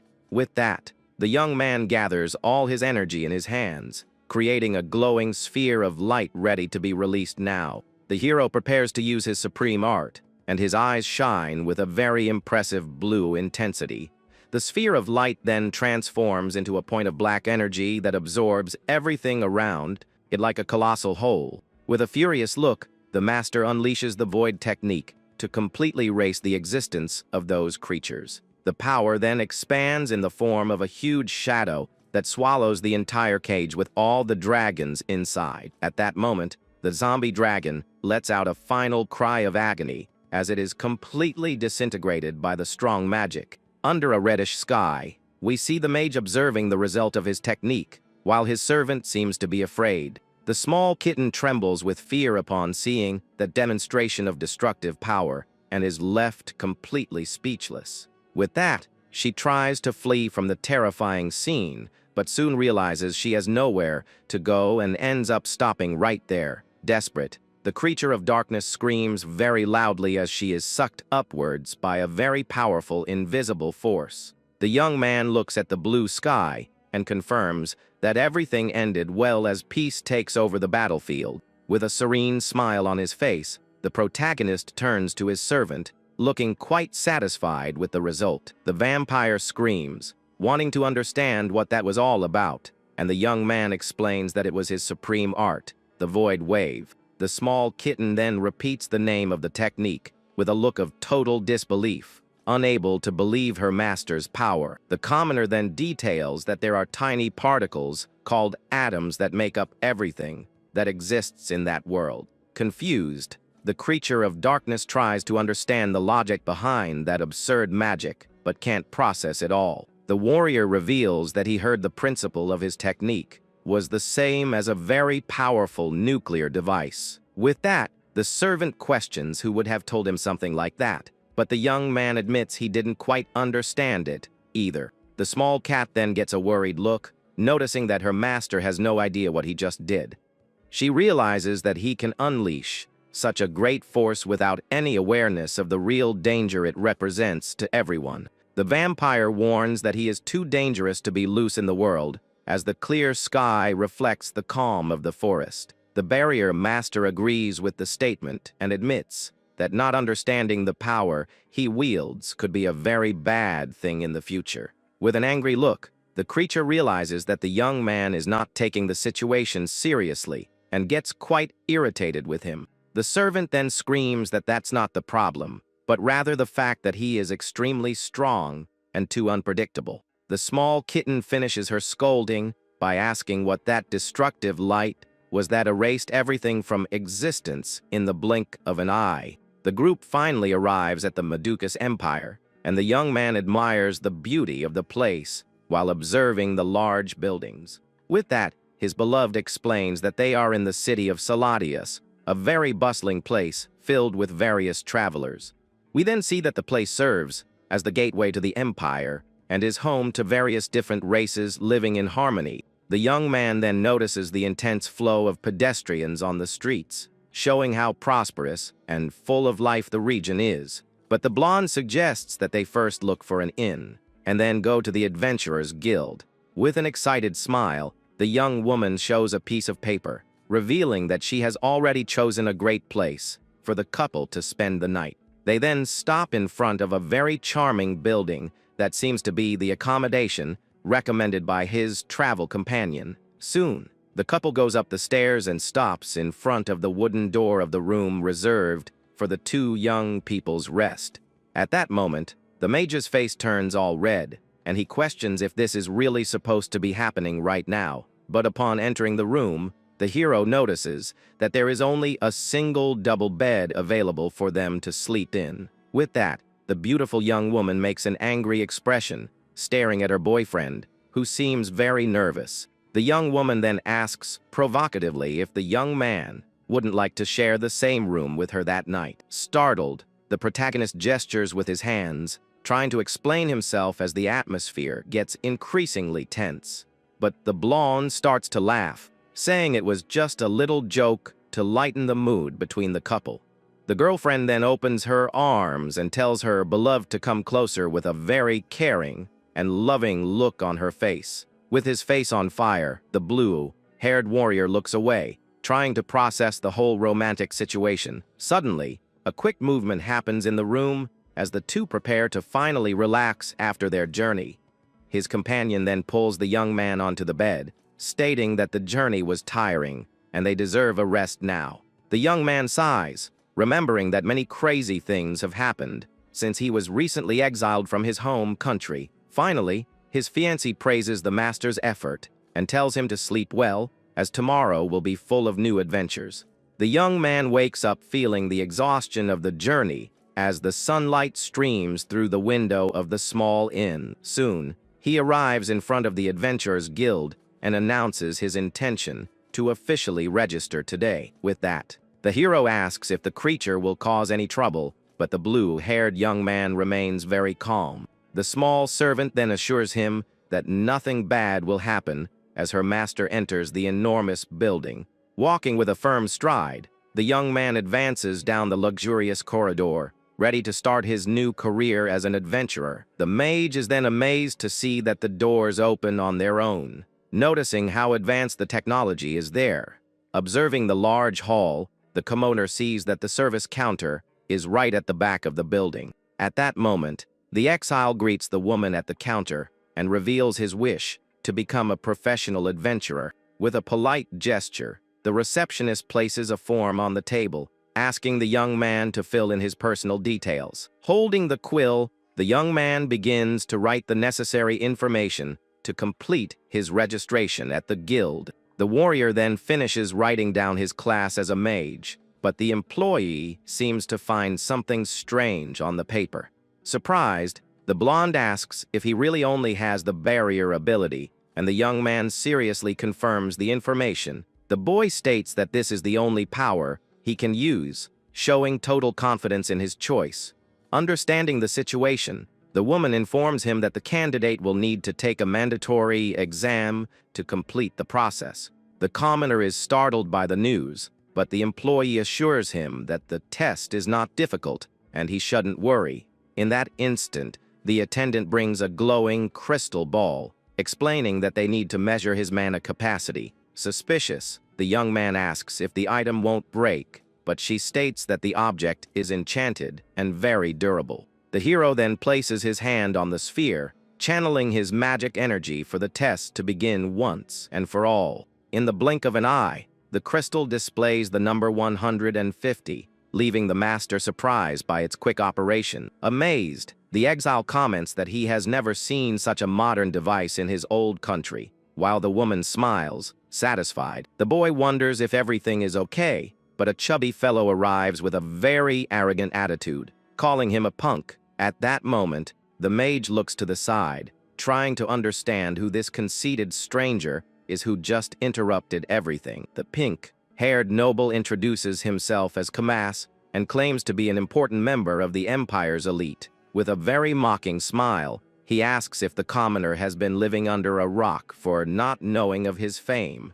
The protagonist then questions what a rich kid is doing in a place like this, making the short man shout at him to be quiet. With that, the villain complains about hearing that a mage only uses barriers and scoffs at the magic capacity the hero claims to have. Annoyed, the young man asks to be left alone if the man has nothing important to discuss at that moment. But the spoiled brat claims he is just giving advice because a flawed product could never be an adventurer. In that instant, the master turns his attention back to the test and begins to release his mana much more intensely. Then, an immense flash of light takes over the room as the young man's power explodes, sending pieces of light flying everywhere. Shocked, the noble and the attendant's eyes widen as they witness that demonstration of raw, overwhelming force. At that moment, the spellcaster gives a victorious smile, knowing he has surpassed all the expectations of that modern guild. With that, the chubby fellow is left speechless as he sees the sacred object being destroyed by the dark-haired boy's bluish energy. The man then screams in terror, asking how that was possible since the item was considered indestructible by everyone. The employee then exclaims that it's impossible for the crystal to have broken, and is at a complete loss for what to do now. With a look of panic, the woman states that this event is unprecedented and tries to understand what really happened. At that moment, the exile realizes that the device simply couldn't handle his absurd power and finally gave way. With that, the hero remembers that he warned about the danger before starting and feels a bit embarrassed by all the commotion. The blonde then tries to regain focus and suggests moving on to the next phase of the exam, while the young man asks about the rest. Finally, the attendant explains that there are only 2 tests left: target practice and a real combat against someone. As mentioned before, we see the training yard, where the next stage of the official exam will now begin. The receptionist then explains that the next phase consists of a practical accuracy test against that distant target. Pointing to the object, the woman details that the item has magic tools to measure the force of the impact generated. With that, the blue-haired young man observes the colored circle while hearing that he needs to surpass a minimum score. The mage asks if the strike must be magical, or if other weapons are also allowed in the process. The employee assures him that any type of ranged attack will do, citing the use of a bow and arrow as a good example. Curious, the young man asks about the energy limit the target can withstand, wanting to avoid another disaster. Smiling, the blonde states that the structure is reinforced with stability spells, being considered completely indestructible. Thoughtfully, the exile decides that maybe he should hold back a bit to not cause more trouble in front of everyone. At that moment, the conceited pink-haired noble scoffs at the commoner's attitude, calling the boy arrogant once again. The chubby fellow insists that a failure, who only makes barriers, could never pierce such a resistant target. The villain then mocks, stating that the hero will fail miserably because his power is limited and completely useless. Remaining calm, the protagonist just observes the chatter, while the rich kid announces he will give a real demonstration. The man states that he will show how a real mage should act, but the boy just asks to be left alone. In that instant, the master fixes his gaze on his opponent, sensing that something very over the top is about to be cast. Full of rage, the noble shouts for the young man to witness the flames of his purgatory as he begins his attack. With a sharp movement, the enemy invokes the spirit of fire, asking the entity to reside in his hands now. An immense flaming sphere begins to glow intensely between the man's fingers as he prepares for the final shot. Shouting the word, "Fireball," the arrogant man unleashes all his destructive power toward the training target. With that, a gigantic explosion occurs in the middle of the field, kicking up a lot of smoke and covering the entire combat area. Kamas brags about his strength, while the attendant is impressed with the level of destruction he caused. With that, the panel shows 132 points, indicating that the noble surpassed the required average to pass. At that moment, the spoiled brat flashes a huge grin and asks if the commoner saw what a true master is capable of. Then, it's Rikudo's turn to take his test as he faces the target with a very focused and thoughtful look. Walking calmly, the young man positions himself and wonders if he should take the training completely seriously now. He then extends his hand toward the wooden circle, while the receptionist watches everything with great attention. The hero decides not to use his most powerful technique to avoid drawing too much attention from everyone. With a quick movement, the mage fires his star ability, which travels at high speed, cutting through the air. Then, a colossal beam of light crosses the area and blows up the back wall, generating an absurd impact. In place of the target, there is now only a perfect hole, showing that the attack went through the object effortlessly. Completely in shock, the receptionist and the pink-haired noble are left speechless by such a demonstration of power. The young man wonders why everyone is screaming like that and is confused by the pair's desperate reaction. The short man then yells, asking how the boy managed to use magic without performing any kind of sacred chant first. He explains that casting spells without words is an elite-level skill, but the commoner thinks it's the most normal thing in the world. The protagonist retorts that the noble himself didn't use chants either, making his adversary even more irritated. Watching from a distance, the cat servant wonders if her master truly understands how out of the ordinary he is. The employee explains that wordless shots are usually weak, yet the boy destroyed the item that was supposed to be unbreakable. With that, we see the deplorable state of the measuring equipment, which is now just a pile of useless shards on the ground. Rikudo finds all this very strange, as he's sure he held back his power a lot to avoid breaking anything again. In denial, the rich kid shouts that it's all a lie and questions how a barrier can be used to attack someone. The mage asks what he needs to do to be believed, so the noble demands an immediate duel against him right there. With that, the receptionist explains that the third test is usually a real fight against an official member of the guild. The short man then points at the hero, suggesting they face each other to be evaluated together in that open field. The woman then asks if the commoner agrees to this challenge while observing the calm face of the blue-haired young man. The young man accepts the combat, wanting to get it over with, but his opponent warns that he will show his true great power. With this decision, the two prepare for a magical shootout, and the villain states he is certain of his absolute victory. At that moment, the employee shouts, giving the starting signal, and the tension rises between the opponents in the stone courtyard. Soon, the pink-haired noble begins to invoke the spirit of flames, preparing a very heavy and hot fiery strike. Meanwhile, the protagonist observes the attack with total serenity, concentrating his mana silently and calmly. Then, an immense fireball is launched by the enemy, crossing the air with the sole purpose of burning the boy in black. But the hero activates his spiritual prison technique, and the blue glow of the barrier appears to confront the inferno. The opponent then scoffs at the simple defense and claims that nothing can stop the heat of his destructive and lethal spell. With a sideways smile, the mage says he doesn't intend to stop the strike, but rather to change the final destination of that solar energy. Confused, the chubby fellow yells in hatred, not understanding the commoner's words, as the sphere of heat advances rapidly. Suddenly, the spell makes an impossible turn in the air and changes direction, leaving everyone present completely startled.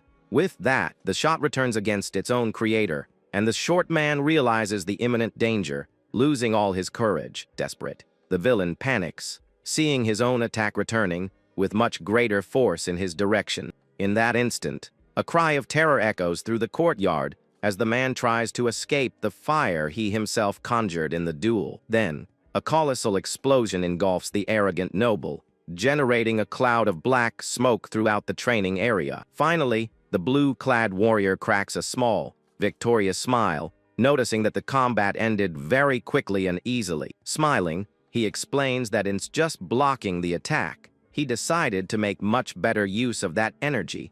Fallen on the ground and smoking, the pink-haired noble wonders what on earth just happened in that duel. Calmly, the young man reveals that he reflected the magic using a special barrier and tells his opponent to look around now. The villain then realizes he's trapped in a giant, colorful cube while hearing about the magic mirror technique. Completely in disbelief, the short man yells that reflecting attack magics is impossible to do in practice. With a piercing gaze, the hero states that anything is possible for someone who truly masters the real arts of barriers. Feeling the weight of defeat, the spoiled brat laments as he realizes he doesn't stand a chance against that commoner. Clapping, the receptionist praises the young man's performance and assures him that he passed the exam with top marks. At that moment, the mage questions if his adversary also passed, showing a very unexpected concern. Surprised by the question, the woman confirms that the noble also passed, leaving the chubby fellow with his jaw on the floor. The young man admits that his opponent is strong enough to be an adventurer, despite all his arrogance. Observing the scene, the cat servant wonders if her master is a kind angel or just a dangerous threat to the world. With a beautiful smile, the attendant officially welcomes the newest member of the guild, Rikudo Guardman. She then reinforces that she welcomes the young man with open arms and great joy in her heart on this day. Maintaining his composure, the hero returns the gaze while processing that he now finally has a real job. The employee then introduces herself as Ranka and states that she is very happy to work alongside someone so talented. Excited, the blonde assures him that she is looking forward to the future missions the new adventurer will undertake in the Empire. Changing the subject, the commoner asks if the guild buys monster materials, as he defeated a beast on the way. Ranka suggests checking the item at the inner counter, but the young man says that won't be possible at all. Confused by the answer, the woman asks for the reason why he can't bring the material inside to the reception now. Rikudo admits that the dragon is too big and definitely won't fit inside the guild's small building. The employee, Ranka, is then left confused, trying to process what the boy just said to her. The blue-haired mage then begins to cast his magic, preparing to show the monster he took down on the road. Suddenly, an immense dragon appears in the middle of the courtyard, leaving everyone present completely speechless at the sight. With that, the receptionist lets out a cry of terror, wanting to know where he got that colossal, lifeless creature. The hero questions her surprise, reminding her that magic bags and spatial spells are quite common around there. But the blonde retorts that the commoner should only know how to use barrier magic, not storage tricks. At that moment, the young man states that it's possible to do anything with barriers if the user tries hard enough in training. The attendant sighs, thinking that it's not possible to do something so difficult with just a bit of effort and dedication. The protagonist then notices that the woman has given up trying to understand and wonders if he has confused her even more now. On the ground, we see the clean carcass of the dragon as the employee notes that she has never seen a corpse in such perfect condition. Curiously, she asks how the young man managed to defeat the beast without causing any damage to its body. The exile then calmly reveals that he simply suffocated the creature to its end during the confrontation in the dark forest. Surprised, the blonde asks if he threw the beast into the water, but the boy just observes the monster lying there in the courtyard. In that instant, the master explains that he used his barriers to remove the oxygen and quickly suffocate the target. With that, a sound of shock echoes through the place as the crowd and Ranka's eyes widen in disbelief. The adventurers around whisper, stating that this technique should be impossible for a beginner-level spell, but the master details that he covered the enemy's head and removed only the air from within his invisible dome. The woman then makes a face of total confusion, showing that the technical explanation was too complex for her right now. The young man apologizes for confusing her and assures her that he didn't use any tricks to defeat the dragon. The attendant, Ranka, flashes a wide smile, stating that everyone has now witnessed the hero's incredible ability. With a serious look, the blue-haired young man points to the enormous green dragon lying in the middle of the courtyard. The colossal beast remains motionless on the ground while the adventurers around observe its perfect state of preservation. At that moment, the woman at the reception, breaking into a cold sweat, announces that the guild unfortunately doesn't have the funds to buy the creature. She explains that a monster of this level is worth a fortune, and that the organization doesn't have that much gold on hand. Desperate, the young man screams in frustration, while the other travelers are shocked by the news of the lack of money. Ranka bows, apologizing, but the exile sighs, admitting that the mistake was his for not considering the guild's size. The boy then decides to change his plan and asks if there are any missions available for him to take on now. He then inquires about medicinal herb gathering tasks, and the blonde confirms there is a request to collect 1 kilogram. Without wasting time, the commoner accepts the harvesting job as he prepares to leave the enormous royal building. With a gentle gesture, the employee hands him the official request form and tells the young man to head to the nearby forest. At that moment, the mage thanks her for the help and says goodbye to everyone while the other adventurers watch the scene curiously. Soon, the hero's footsteps echo on the stone stairs as he hurries down to start his new job. Suddenly, the noble Kamas starts laughing mockingly upon discovering that the hero is just going to gather little plants. The chubby fellow walks, accompanied by his allies, and jokes that this is a task worthy of a fluid mage. But the protagonist ignores the insult and asks if his opponent has already recovered from the humiliating defeat he suffered in the duel. Annoyed, the villain announces that he is going to the woods to hunt real beasts, and not just weeds like the poor commoner. With a furious look, the rich kid tells the young man not to even step into the dense woods, because a piece of trash like him only knows how to defend himself. In that instant, the spoiled brat yells that he is just giving some kind advice, so the boy doesn't do things beyond his means. The chubby fellow then turns and leaves with his group, while Rikudo watches the whole scene with no patience at all. Observing the scene, the kitten wonders if that noble is a fool for underestimating her master, even after seeing such strength. At that moment, the hero reflects that people only see what they want and decides to focus on his new harvesting task now. With that, the young man starts walking toward the forest, stating that it's time to gather the requested medicinal herbs.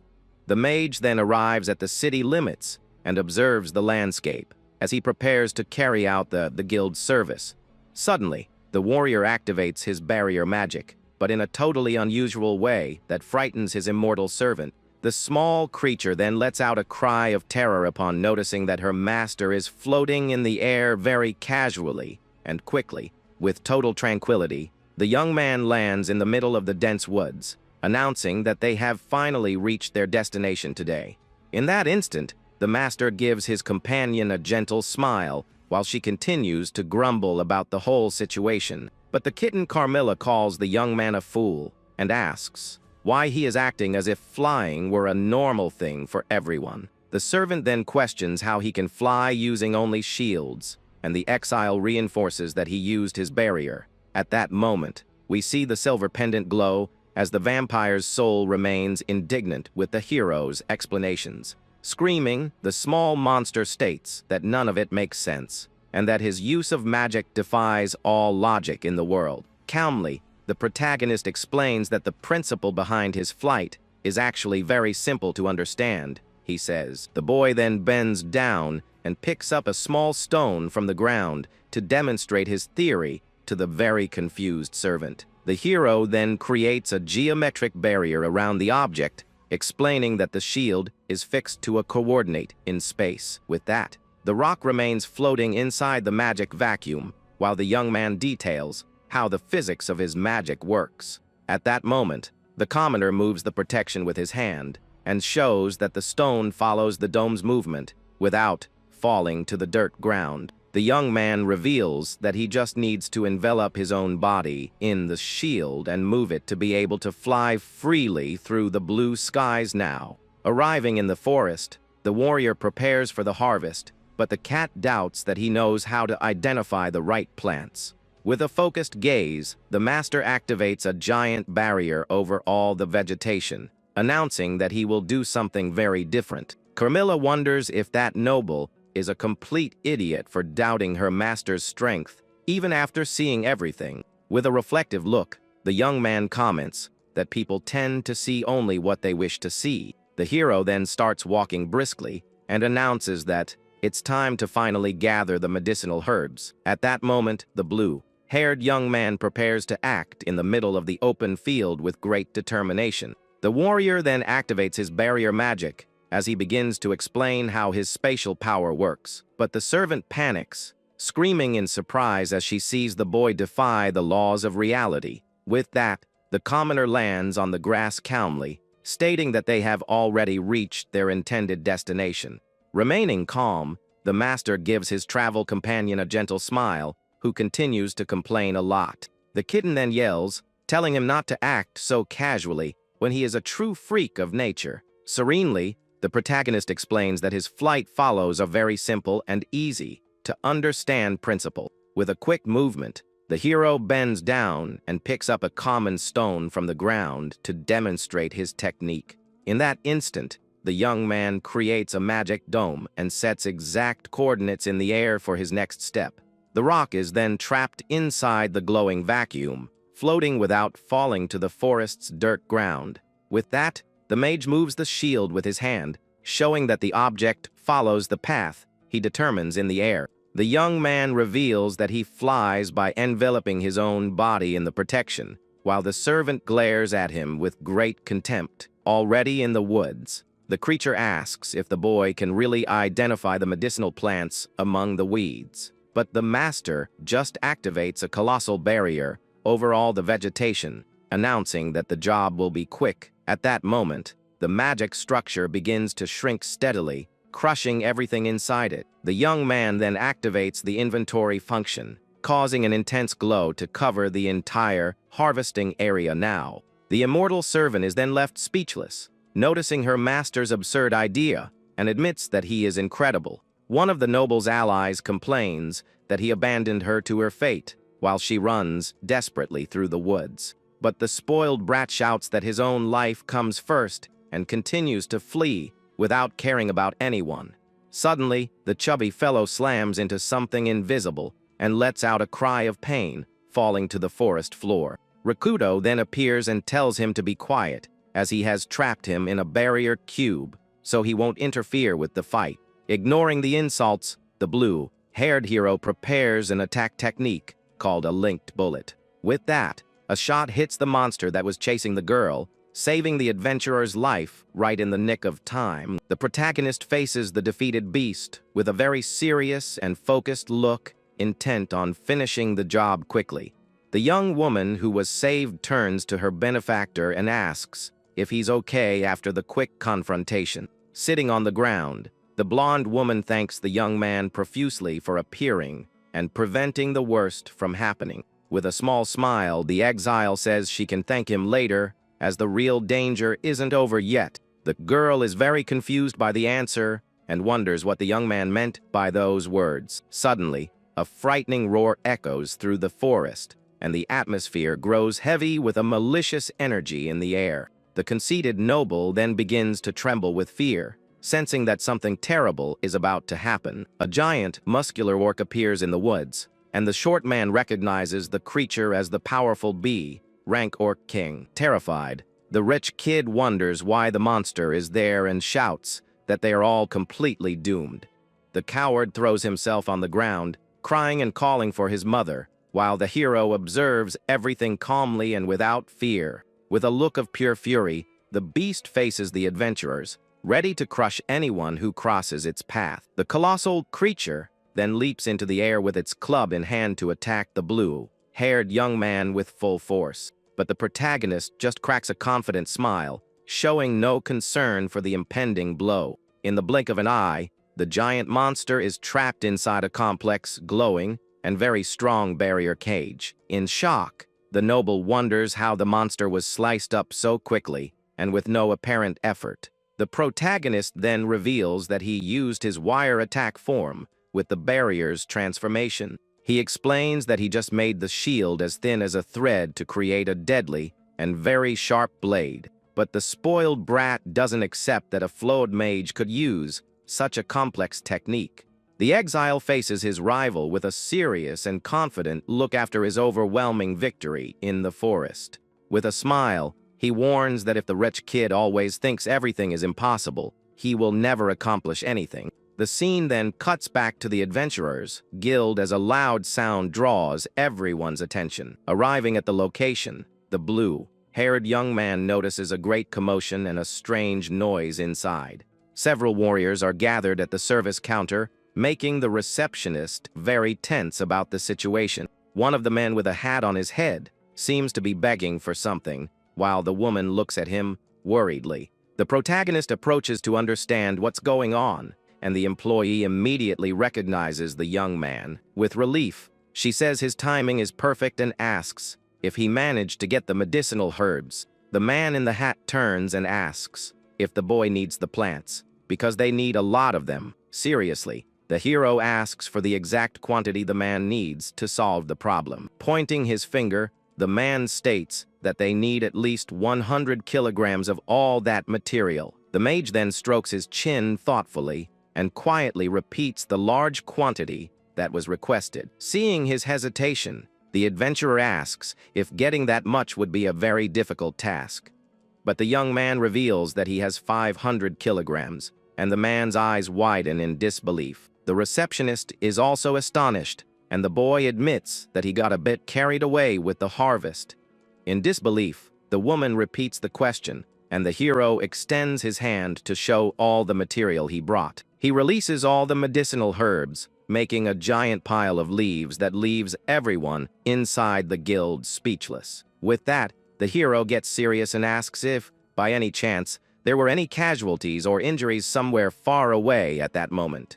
The gentleman in the hat replies yes, because in a neighboring village, many residents have recently suffered various types of attacks. He then details that a distress message was sent urgently, asking for all available healing potions in stock. The mage then prepares his mana while holding the harvested material, ready to take the next step of his important mission. At that moment, the blue-haired young man questions if he should go there personally to treat all those serious injuries. But the man is startled and asks if the young man is a doctor, but the commoner states he is just a very experienced barrier master. He explains that he can use his shields to close wounds and heal people, leaving the gentleman very surprised by his power. With that, the man agrees on the spot, stating that he understands the situation perfectly and accepts the new ally's help without hesitation.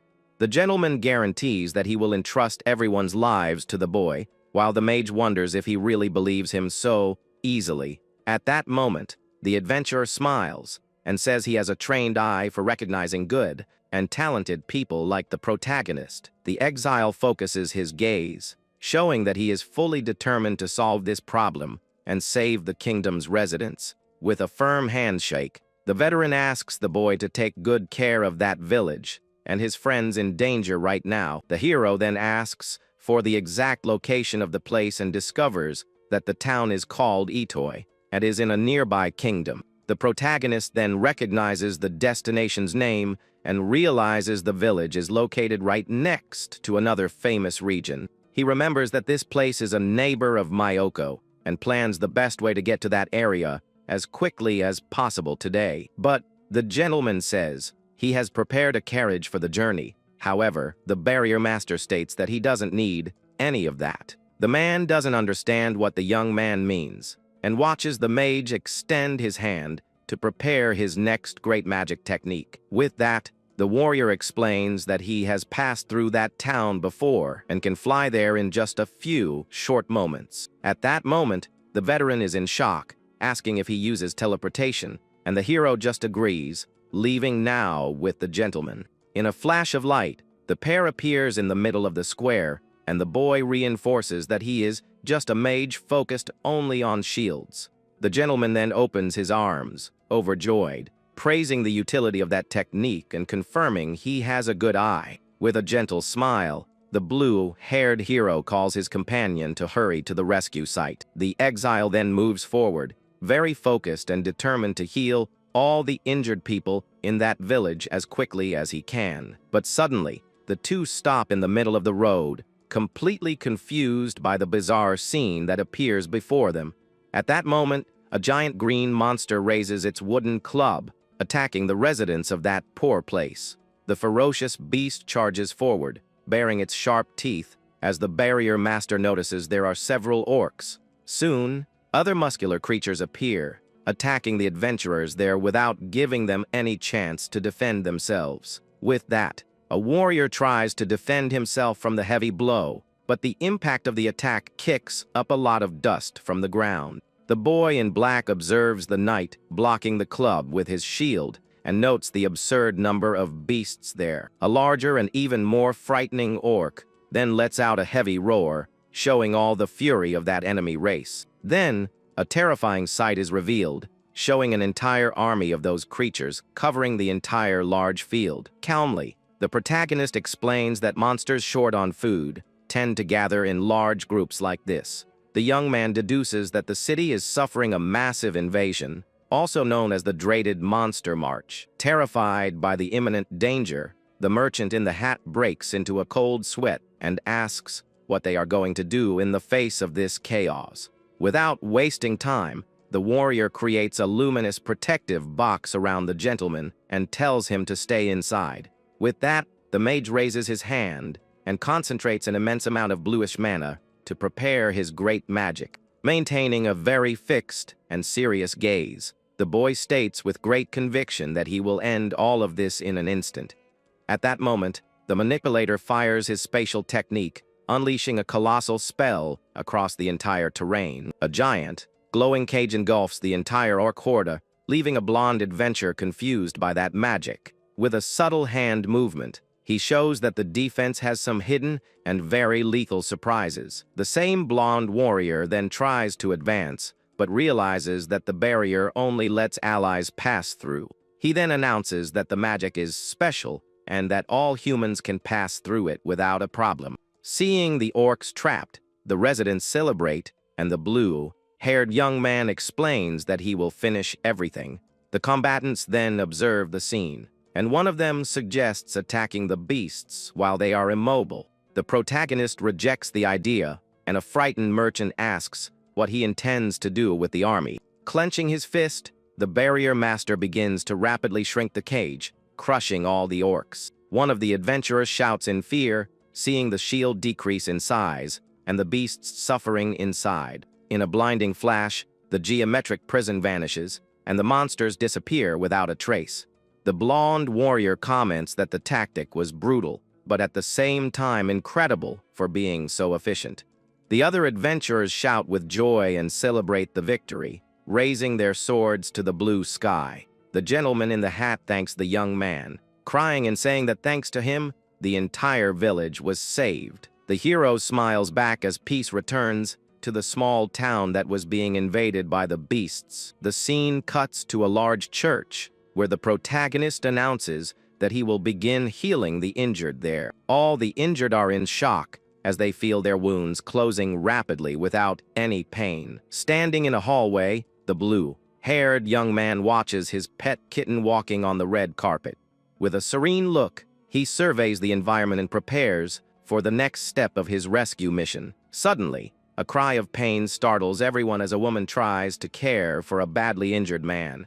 Without wasting time, the protagonist approaches the couple with a determined and very focused look. The woman tries to explain the situation, but the hero just extends his hand, and a blue light shines intensely. In the scene, we see a woman crying over the body of a man who seems to have passed from this life for good. With an attentive gaze, the blue-haired young man observes the scene of mourning inside the large, silent church.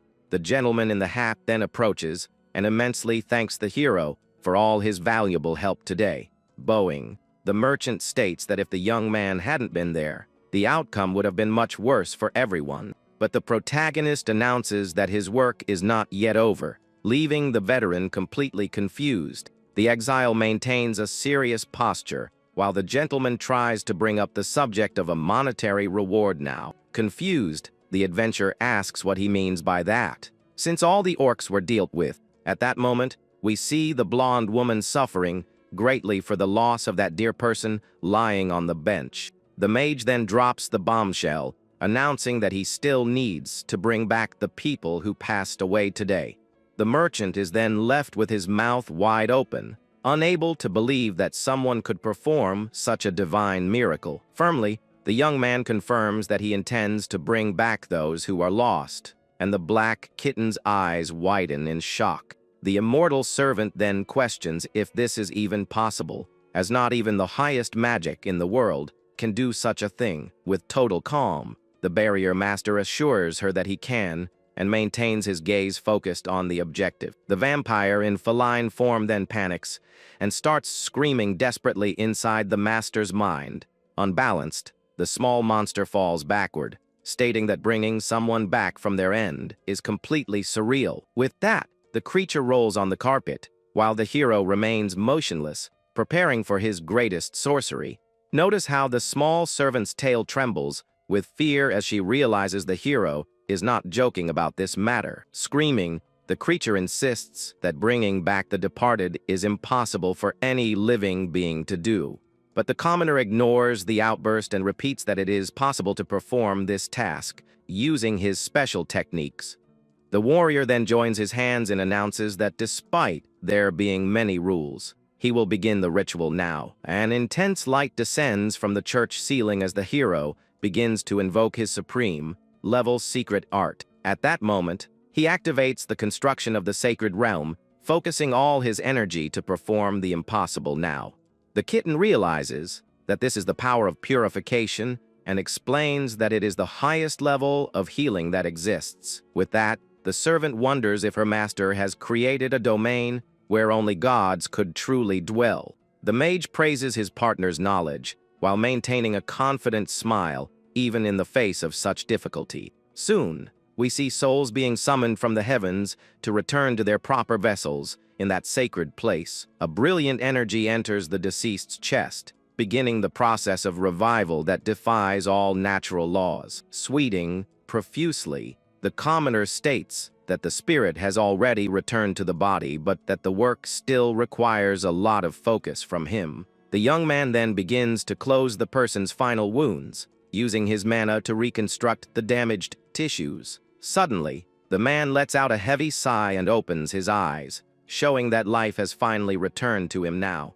The blonde woman jumps onto her beloved's neck, crying with joy upon realizing that the miracle really happened. Observing everyone's happiness, the spellcaster sits on the floor, exhausted after using an absurd amount of real magic. The kitten Carmilla then reflects that bringing a soul back is something no human being should be capable of doing. He explains that there are strict limits, such as the body needing to be present and the passing having been very recent. Even so, the immortal servant looks at him with admiration, realizing that her master has surpassed all the limits of humanity. With a tired look, the blue blue-haired young man tries to catch his breath as commotion takes over the entire church. But suddenly, all the saved residents kneel before the warrior as a sign of deep respect and gratitude. Greatly startled, the hero is left speechless, noticing that he has suddenly become the center of attention.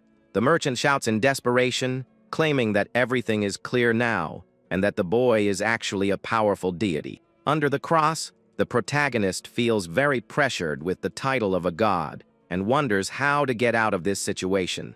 The sacred symbol glows as a divine light, fills the entire environment of the ancient church. With that, the hero feels very awkward, realizing that everyone is treating him as if he were a real god. Walking hastily, the blue-haired young man decides to leave before the confusion gets any worse today. We then see the pair walking through the village streets as an air of mystery continues to linger. Curious, the kitten asks what her master's secret is, as his powers make no logical sense. Shouting, the servant recalls that he used a light of total destruction and then brought people back to life. She reinforces that no ordinary human could perform such feats and questions who trained the commoner. Keeping a steady pace, the mage begins to tell her about the person who taught him everything he knows today. The hero reveals that he had a master, and the vampire cat becomes interested in learning more about this mysterious mentor. He explains that his master could also only use a specific type of sorcery called no magic. We then see that there are 6 basic elements in the world, being earth and water, as well as fire and wind. The protagonist then points out that there is a very rare 7th element, which is precisely this null category. Walking through the city, the young man details that his barrier arts fall into this different group. Surprised, the small cat asks if this tutor would be even more powerful than the barrier master himself. With complete certainty, the young man states that his mentor is much stronger and possesses absurd knowledge. The warrior then reveals that this person's name is Lovemarie, leaving his immortal servant in total shock. The vampire freezes in the middle of the street with wide eyes, unable to believe what she just heard. Noticing her strange reaction, the exile asks what's wrong, but the small cat seems to have lost her voice. The creature then remembers that Lovemarie is one of the 8 most powerful mages to have ever walked the earth. She finishes by thinking that this woman is known as the fearsome witch of the world and carries a huge burden. The hero is confused by the titles, Witch of the World and Sentinel of the Underworld, wanting to know which one is correct. The small servant then explains that the second name is just an affectionate nickname that everyone gave his mentor. The kitten then details that the woman constantly watches over the land of the departed with great attention and extreme rigor. With that, the sentinel ensures that evil souls can never escape and return to the surface of the real world. We see an image of the powerful Lovemarie sitting on a rock throne, observing the flow of dark souls. At that moment, the legendary sorceress appears with a piercing gaze while lightning cuts through the dark sky in the background. The vampire states that all demonic beings feel immense dread just by hearing that dangerous woman's name. With a smile, the creature says that she now perfectly understands the reason for so much strength coming from her young master. The exile then agrees that her training was out of the ordinary, as she could defeat dragons using only her hands. The blue-haired young man comments that she didn't even need magic to defeat ancient and very powerful monsters. The hero then becomes thoughtful, remembering when he met his mentor on a day of very heavy rain in the past. We see the small boy huddled on the ground, while the witch observes him from above with a very imposing and serious posture. Desperate, the servant begins to sob, having been captured by the disciple of that living legend. At that moment, the kitten feels very miserable and curses her luck for being stuck with the barrier master. But the hero asks her not to be so depressed as they walk through the city toward their next destination.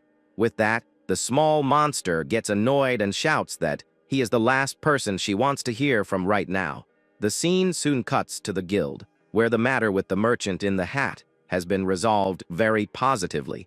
The protagonist then tells the receptionist that he is leaving, but someone grabs his arm with force. Surprised, The commoner looks back and realizes that the blonde attendant doesn't want to let him leave so soon. In that instant, the blue-clad warrior asks what is happening while waiting for an explanation from the woman now. The attendant begs the mage to wait a little longer and says she will run to get the guild master now. At that moment, the blue-haired young man questions if the woman really needs something, as she seems very nervous. With that, the employee explains that the organization's leader wishes to have an important conversation with him in the near future. But the young man admits he is exhausted from his first mission and quickly declines the invitation right there. The hero then says he just wants to go home and rest, suggesting they leave the matter for another time. The cat servant then observes the conversation with an attentive gaze while her master tries to get out of the awkward situation. In a gentle tone, the exile apologizes to the receptionist, Ranka, indicating that he really can't stay. Suddenly, the protagonist extends his palm and activates a bright light between himself and the very surprised employee. The blue-clad warrior smiles, saying that the chat with the boss will have to wait, as he begins to vanish into thin air. In a flash of bluish light, the barrier master uses teleportation and disappears from in front of the blonde in a quick blink of an eye. Completely astonished, the woman is left with her jaw on the floor, unable to understand how the young man escaped in such a magical way. The scene changes, showing the inn's facade as the hero reflects on how tiring today was. Entering the room, the blue-haired young man feels completely drained from all the effort he put in. Suddenly, the small cat Carmilla approaches the feet of his fiancée, who was eagerly awaiting her beloved's arrival. Very excited, the golden-haired woman shouts the young man's name and runs toward him, showing how much she missed him. With a caring movement, the blonde jumps into the mage's arms and gives her future husband a very tight hug. At that moment, the young woman flashes a radiant smile and states that his return is what matters most to her heart. The protagonist returns the gesture, saying that being home makes all his tiredness simply disappear at once. But the young man makes a startled face, noticing that his routine is returning to normal, and wonders if he can rest now. Observing the entire romantic scene, the immortal vampire has a very serious and suspicious look on her face. The hero then throws himself on the bed, feeling tired, while the blonde woman takes the opportunity to approach him affectionately. The couple then chats, sitting on the edge of the mattress, and she comments that he took a long time to return from the mission. With a serene look, the young man admits that a lot happened, and his fiancée praises the good work he did today. Thoughtfully, the exile reflects that he met many different types of people today, and notes how vast the world is. With that, the young man realizes that he now lives in a completely opposite environment from where he used to live in the past. Smiling, his companion reminds him that there are now many people who truly recognize her beloved's real worth. At that moment, the hero remembers the people who now depend on him, setting aside that annoying and envious noble. Observing the scene, the cat servant rests on top of the furniture while the atmosphere between the couple becomes increasingly light.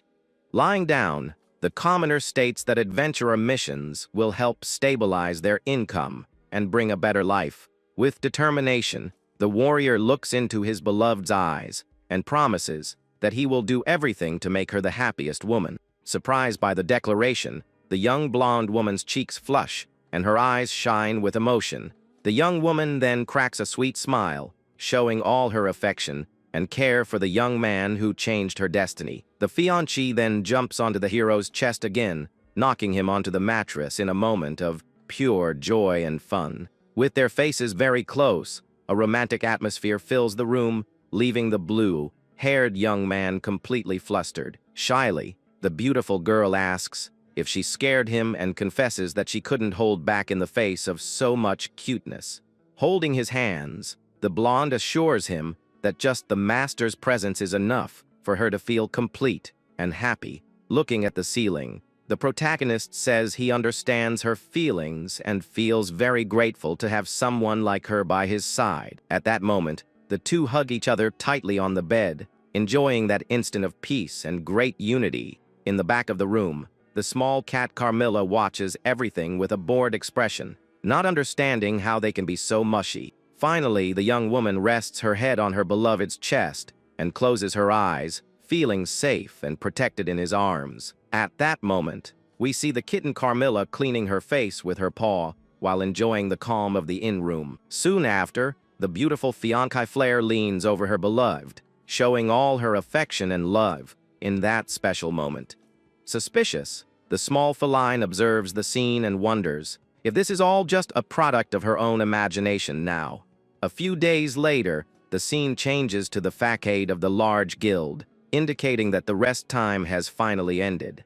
Ranka then announces that today the blue-haired young man will finally meet the mysterious master of that organization. With that, the young man remembers the scheduled appointment, while reflecting on the recent outbreak of monsters that attacked the neighboring region. In that instant, the receptionist maintains a very serious look, showing that the matter to be discussed is of extreme importance. The hero wonders if the task will be tiring, but the woman confirms that there is a specific job request for him today. Sighing, the exile accepts his fate, as he understands that being an adventurer requires fulfilling his obligations correctly. Already inside the office, the guild leader states that he understands the situation while observing the young commoner with great attention.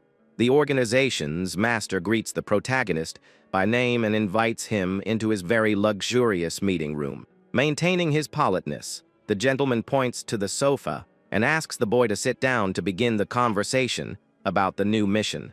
We then see Rikudo settled in while the chief begins to report the recent problems that are worrying the entire empire now. With his hands clasped, the veteran reveals that something very strange has happened in the last few days and requires a detailed investigation. The man details that a mysterious ruin appeared out of nowhere in the region and is causing a great stir among all the residents. Confused, the blue-haired young man asks about this ruin, wanting to understand what is so dangerous about that isolated place. The master explains that the beings there have human forms, but assures him that those creatures are not real people. At that moment, we see the silhouette of several living corpses walking, and the leader states that the bodies are moving on their own.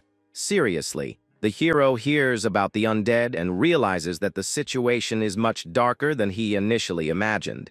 The chief finishes by confirming that they sent elite agents, but they returned without making any real progress. Rikudo wonders if the enemy is an immortal being, while mentally conversing with his vampire servant.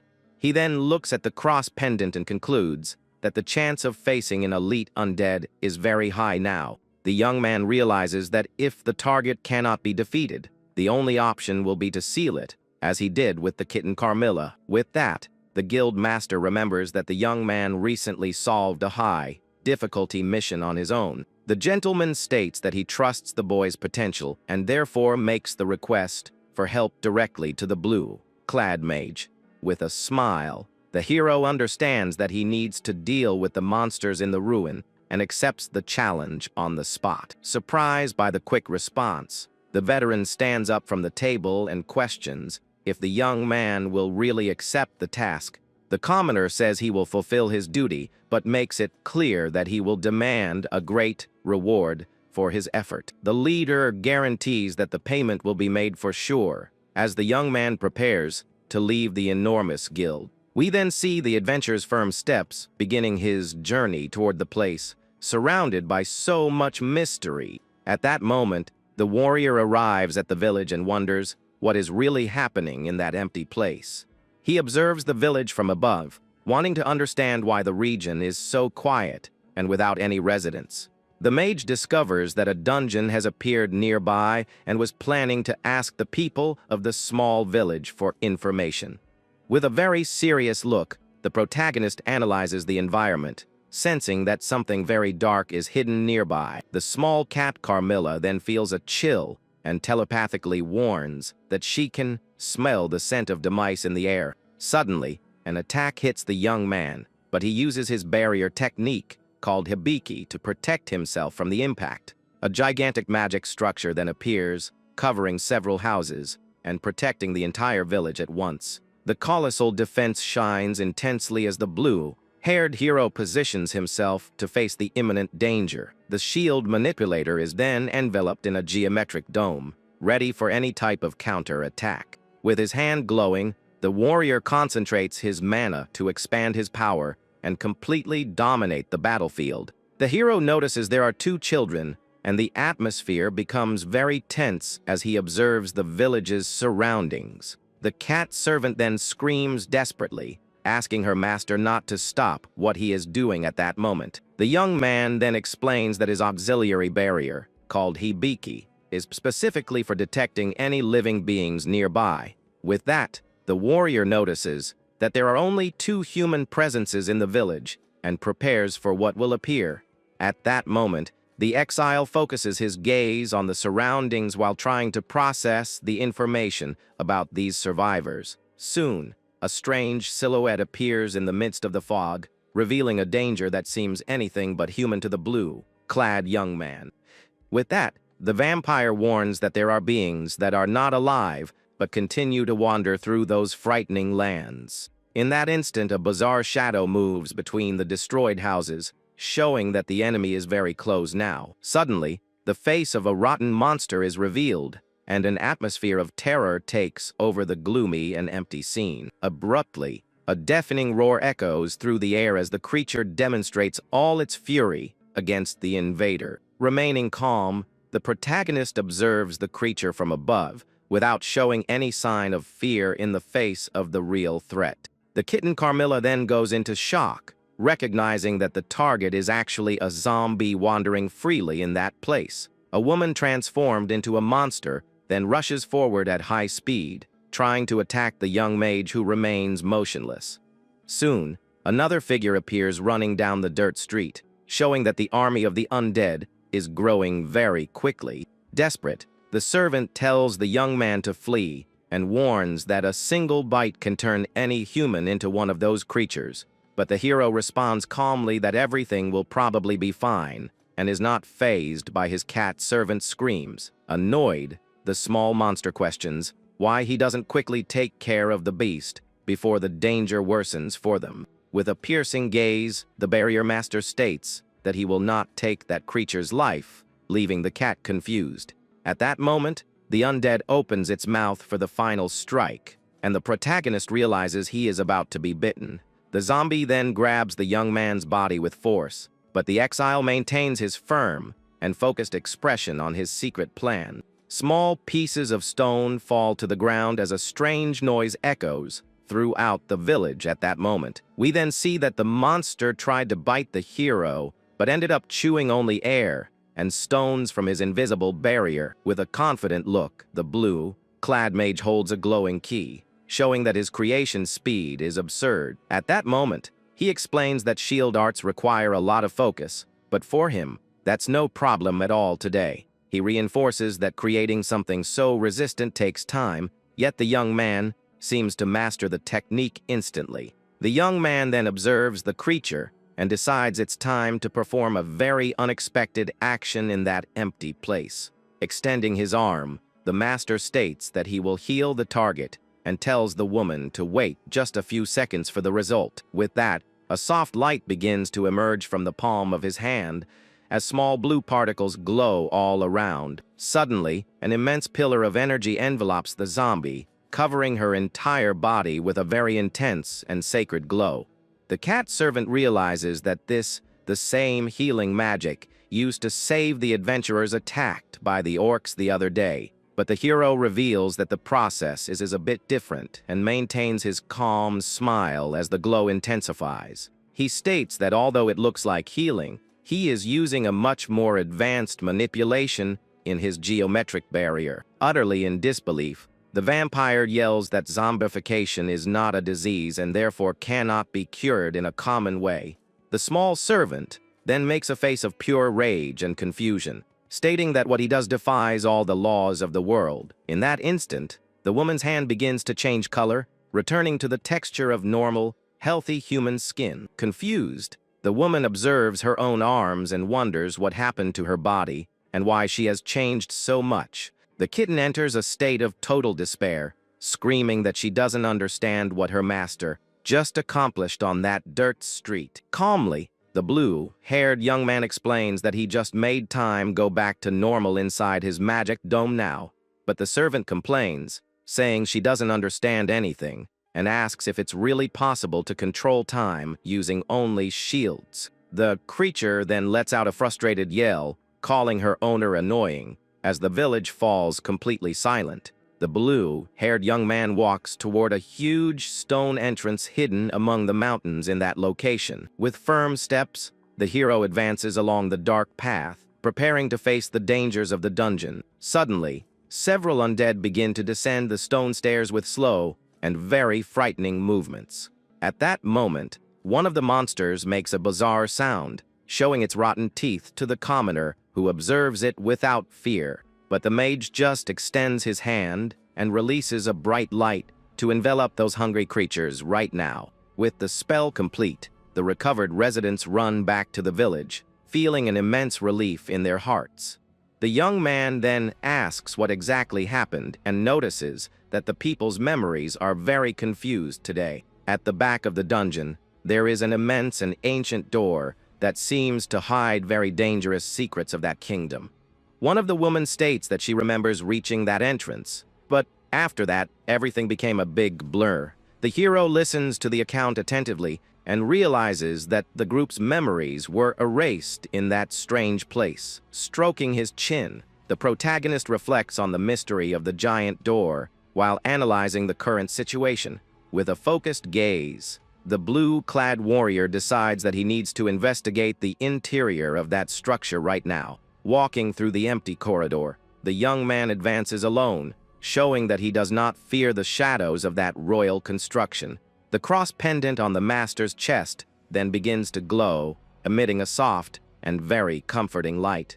The sacred mark shines intensely as the young man channels his energy to protect himself from the evils of that ruin. But the cat servant appears, complaining that he cured all the zombies and even served as an escort for the civilians. With a furious look, the small monster states that her master is a lost cause and very difficult to deal with these days. The commoner then justifies that he couldn't leave that poor woman suffering and says the task was no trouble. Annoyed, the vampire shows her fangs and shouts that the hero makes impossible things seem like a silly game. She reinforces that teleportation is an advanced level magic and is indignant at the shield manipulator's ease. Calmly, the hero explains that the barrier is basically a manipulation of space and asks the servant to pay attention now. He then details that when creating a shield, the user defines two distinct places called the interior and exterior of the dome. Using this logic,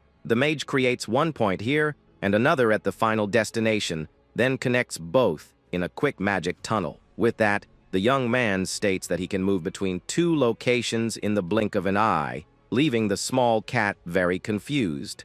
Even after hearing everything, the vampire yells that she doesn't understand anything and questions who the people she mentioned earlier were. At that moment, the master asks who they are, but the small creature covers her own mouth, showing immense dread. Very seriously, the young man insists that she tell the truth, but the girl trembles with fear and states that she cannot say any names. Cornered, the servant reveals that if she utters those names, her life will be taken immediately by those powerful beings. Observing his companion's panic, the commoner reflects on who these dangerous and mysterious individuals might be. The blue-haired hero then wonders if she is talking about high-ranking vampires who rule the shadows. Suddenly, a purplish energy takes over the place as the undead continue to wander through the abandoned ruins. The monsters then let out frightening roars as the pair prepares to face whatever lies at the end of the corridor.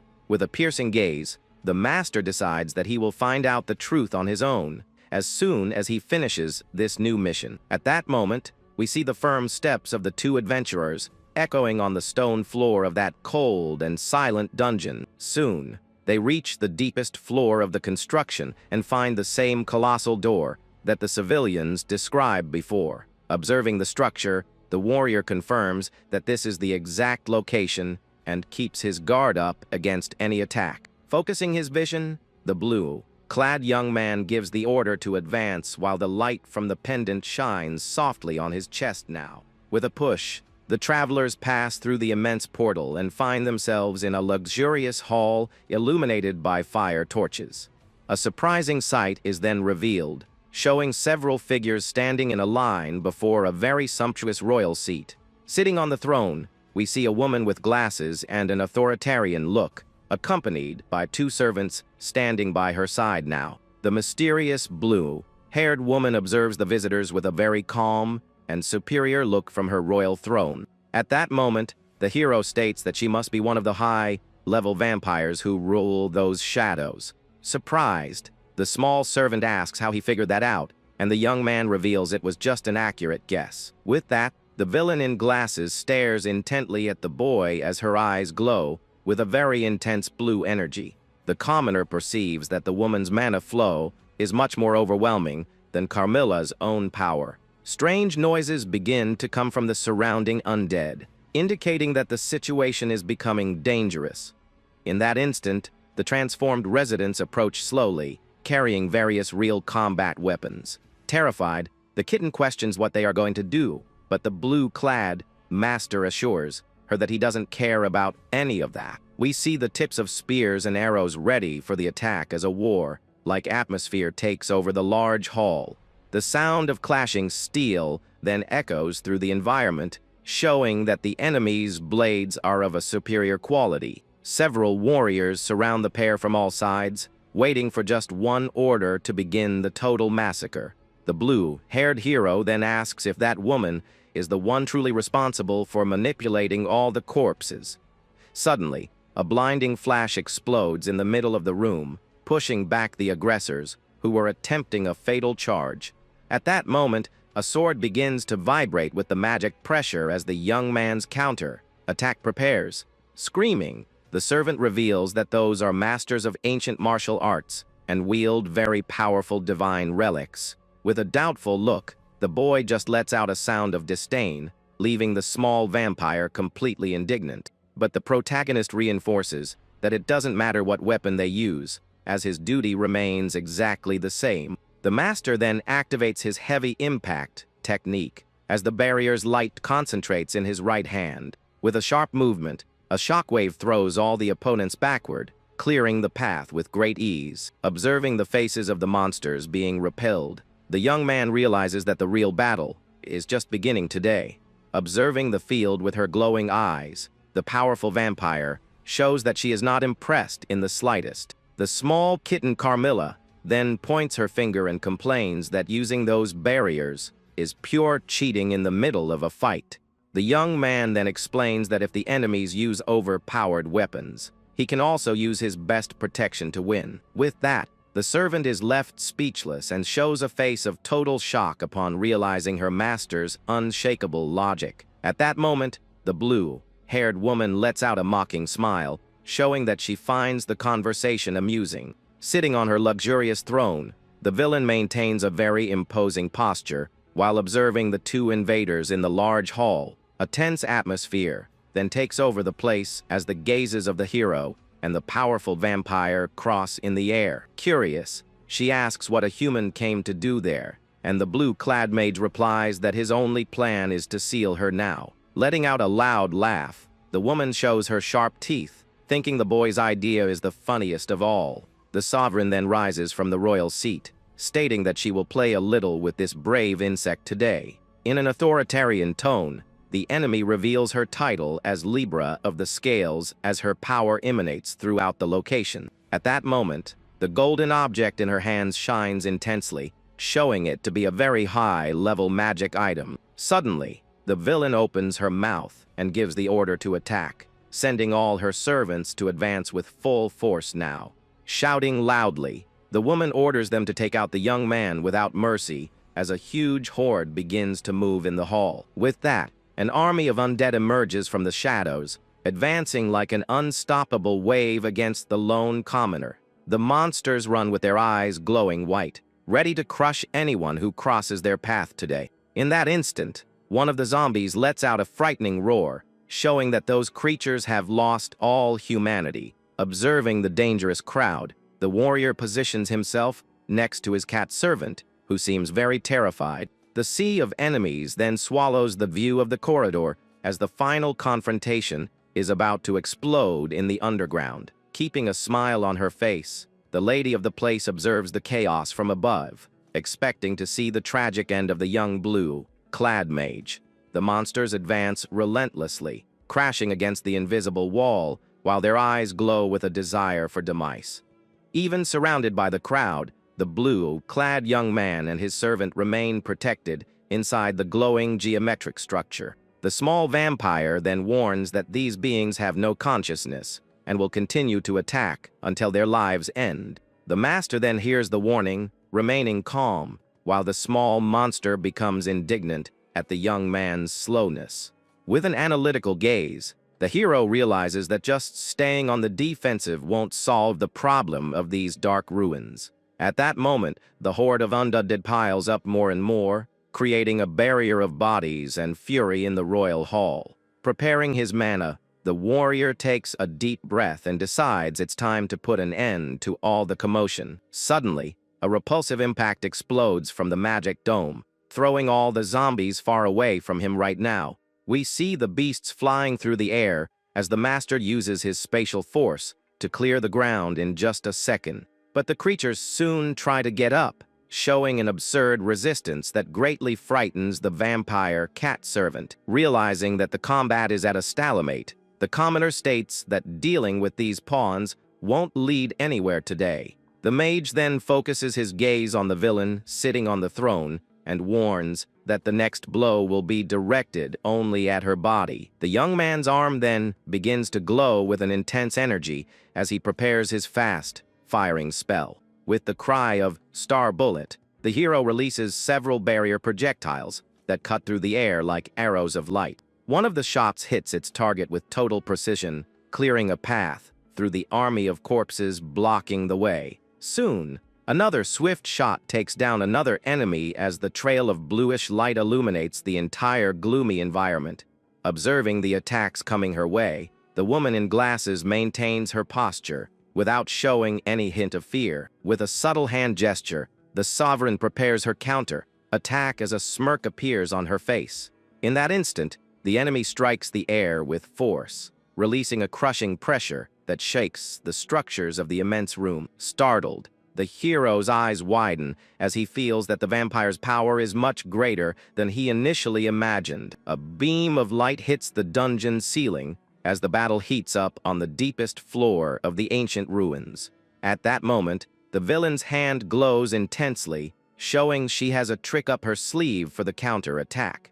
With a shattering sound, the supposedly invincible barrier breaks, leaving the hero and his servant in total shock. The blue-haired young man then focuses his gaze, showing that he will not be shaken even with his defense destroyed. The two opponents then face each other up close as the magic pressure in the hall increases in a very frightening way. Suddenly, the warrior delivers a swift blow to the sovereign's head, trying to end the duel in an instant. Desperate, the kitten Carmilla yells, wanting to know if they finally defeated that dangerous threat. But a hand appears, touching the top of the enemy's head, revealing that the previous attack did not have the desired effect. Smiling, the vampire in glasses asks if the young man really thought he could take down an elite being with just one simple blow. With a cold gaze, she reinforces her immortality, making it clear that common injuries cannot take her life. The servant then panics, asking what they should do against a monster that simply won't go down. The master then takes a deep breath and decides it's time to resort to his most powerful secret technique. Today, with a calm gesture, the young man places his hand on his small ally's shoulder, trying to pass on some confidence to her. At that moment, the exile states that he will count on the vampire cat's help to carry out the next step of his plan. But he explains that he needs time to prepare the spell and tells the girl to hold off the enemies on her own now. Utterly indignant, the small monster shouts that it's impossible for her to face that army of zombies without help. With that, the master envelopes the servant's body with a bluish aura, guaranteeing that he will lend her his power to fight. Observing the scene from above, the villain lets out a mocking laugh, finding it very amusing to see her invaders' desperation.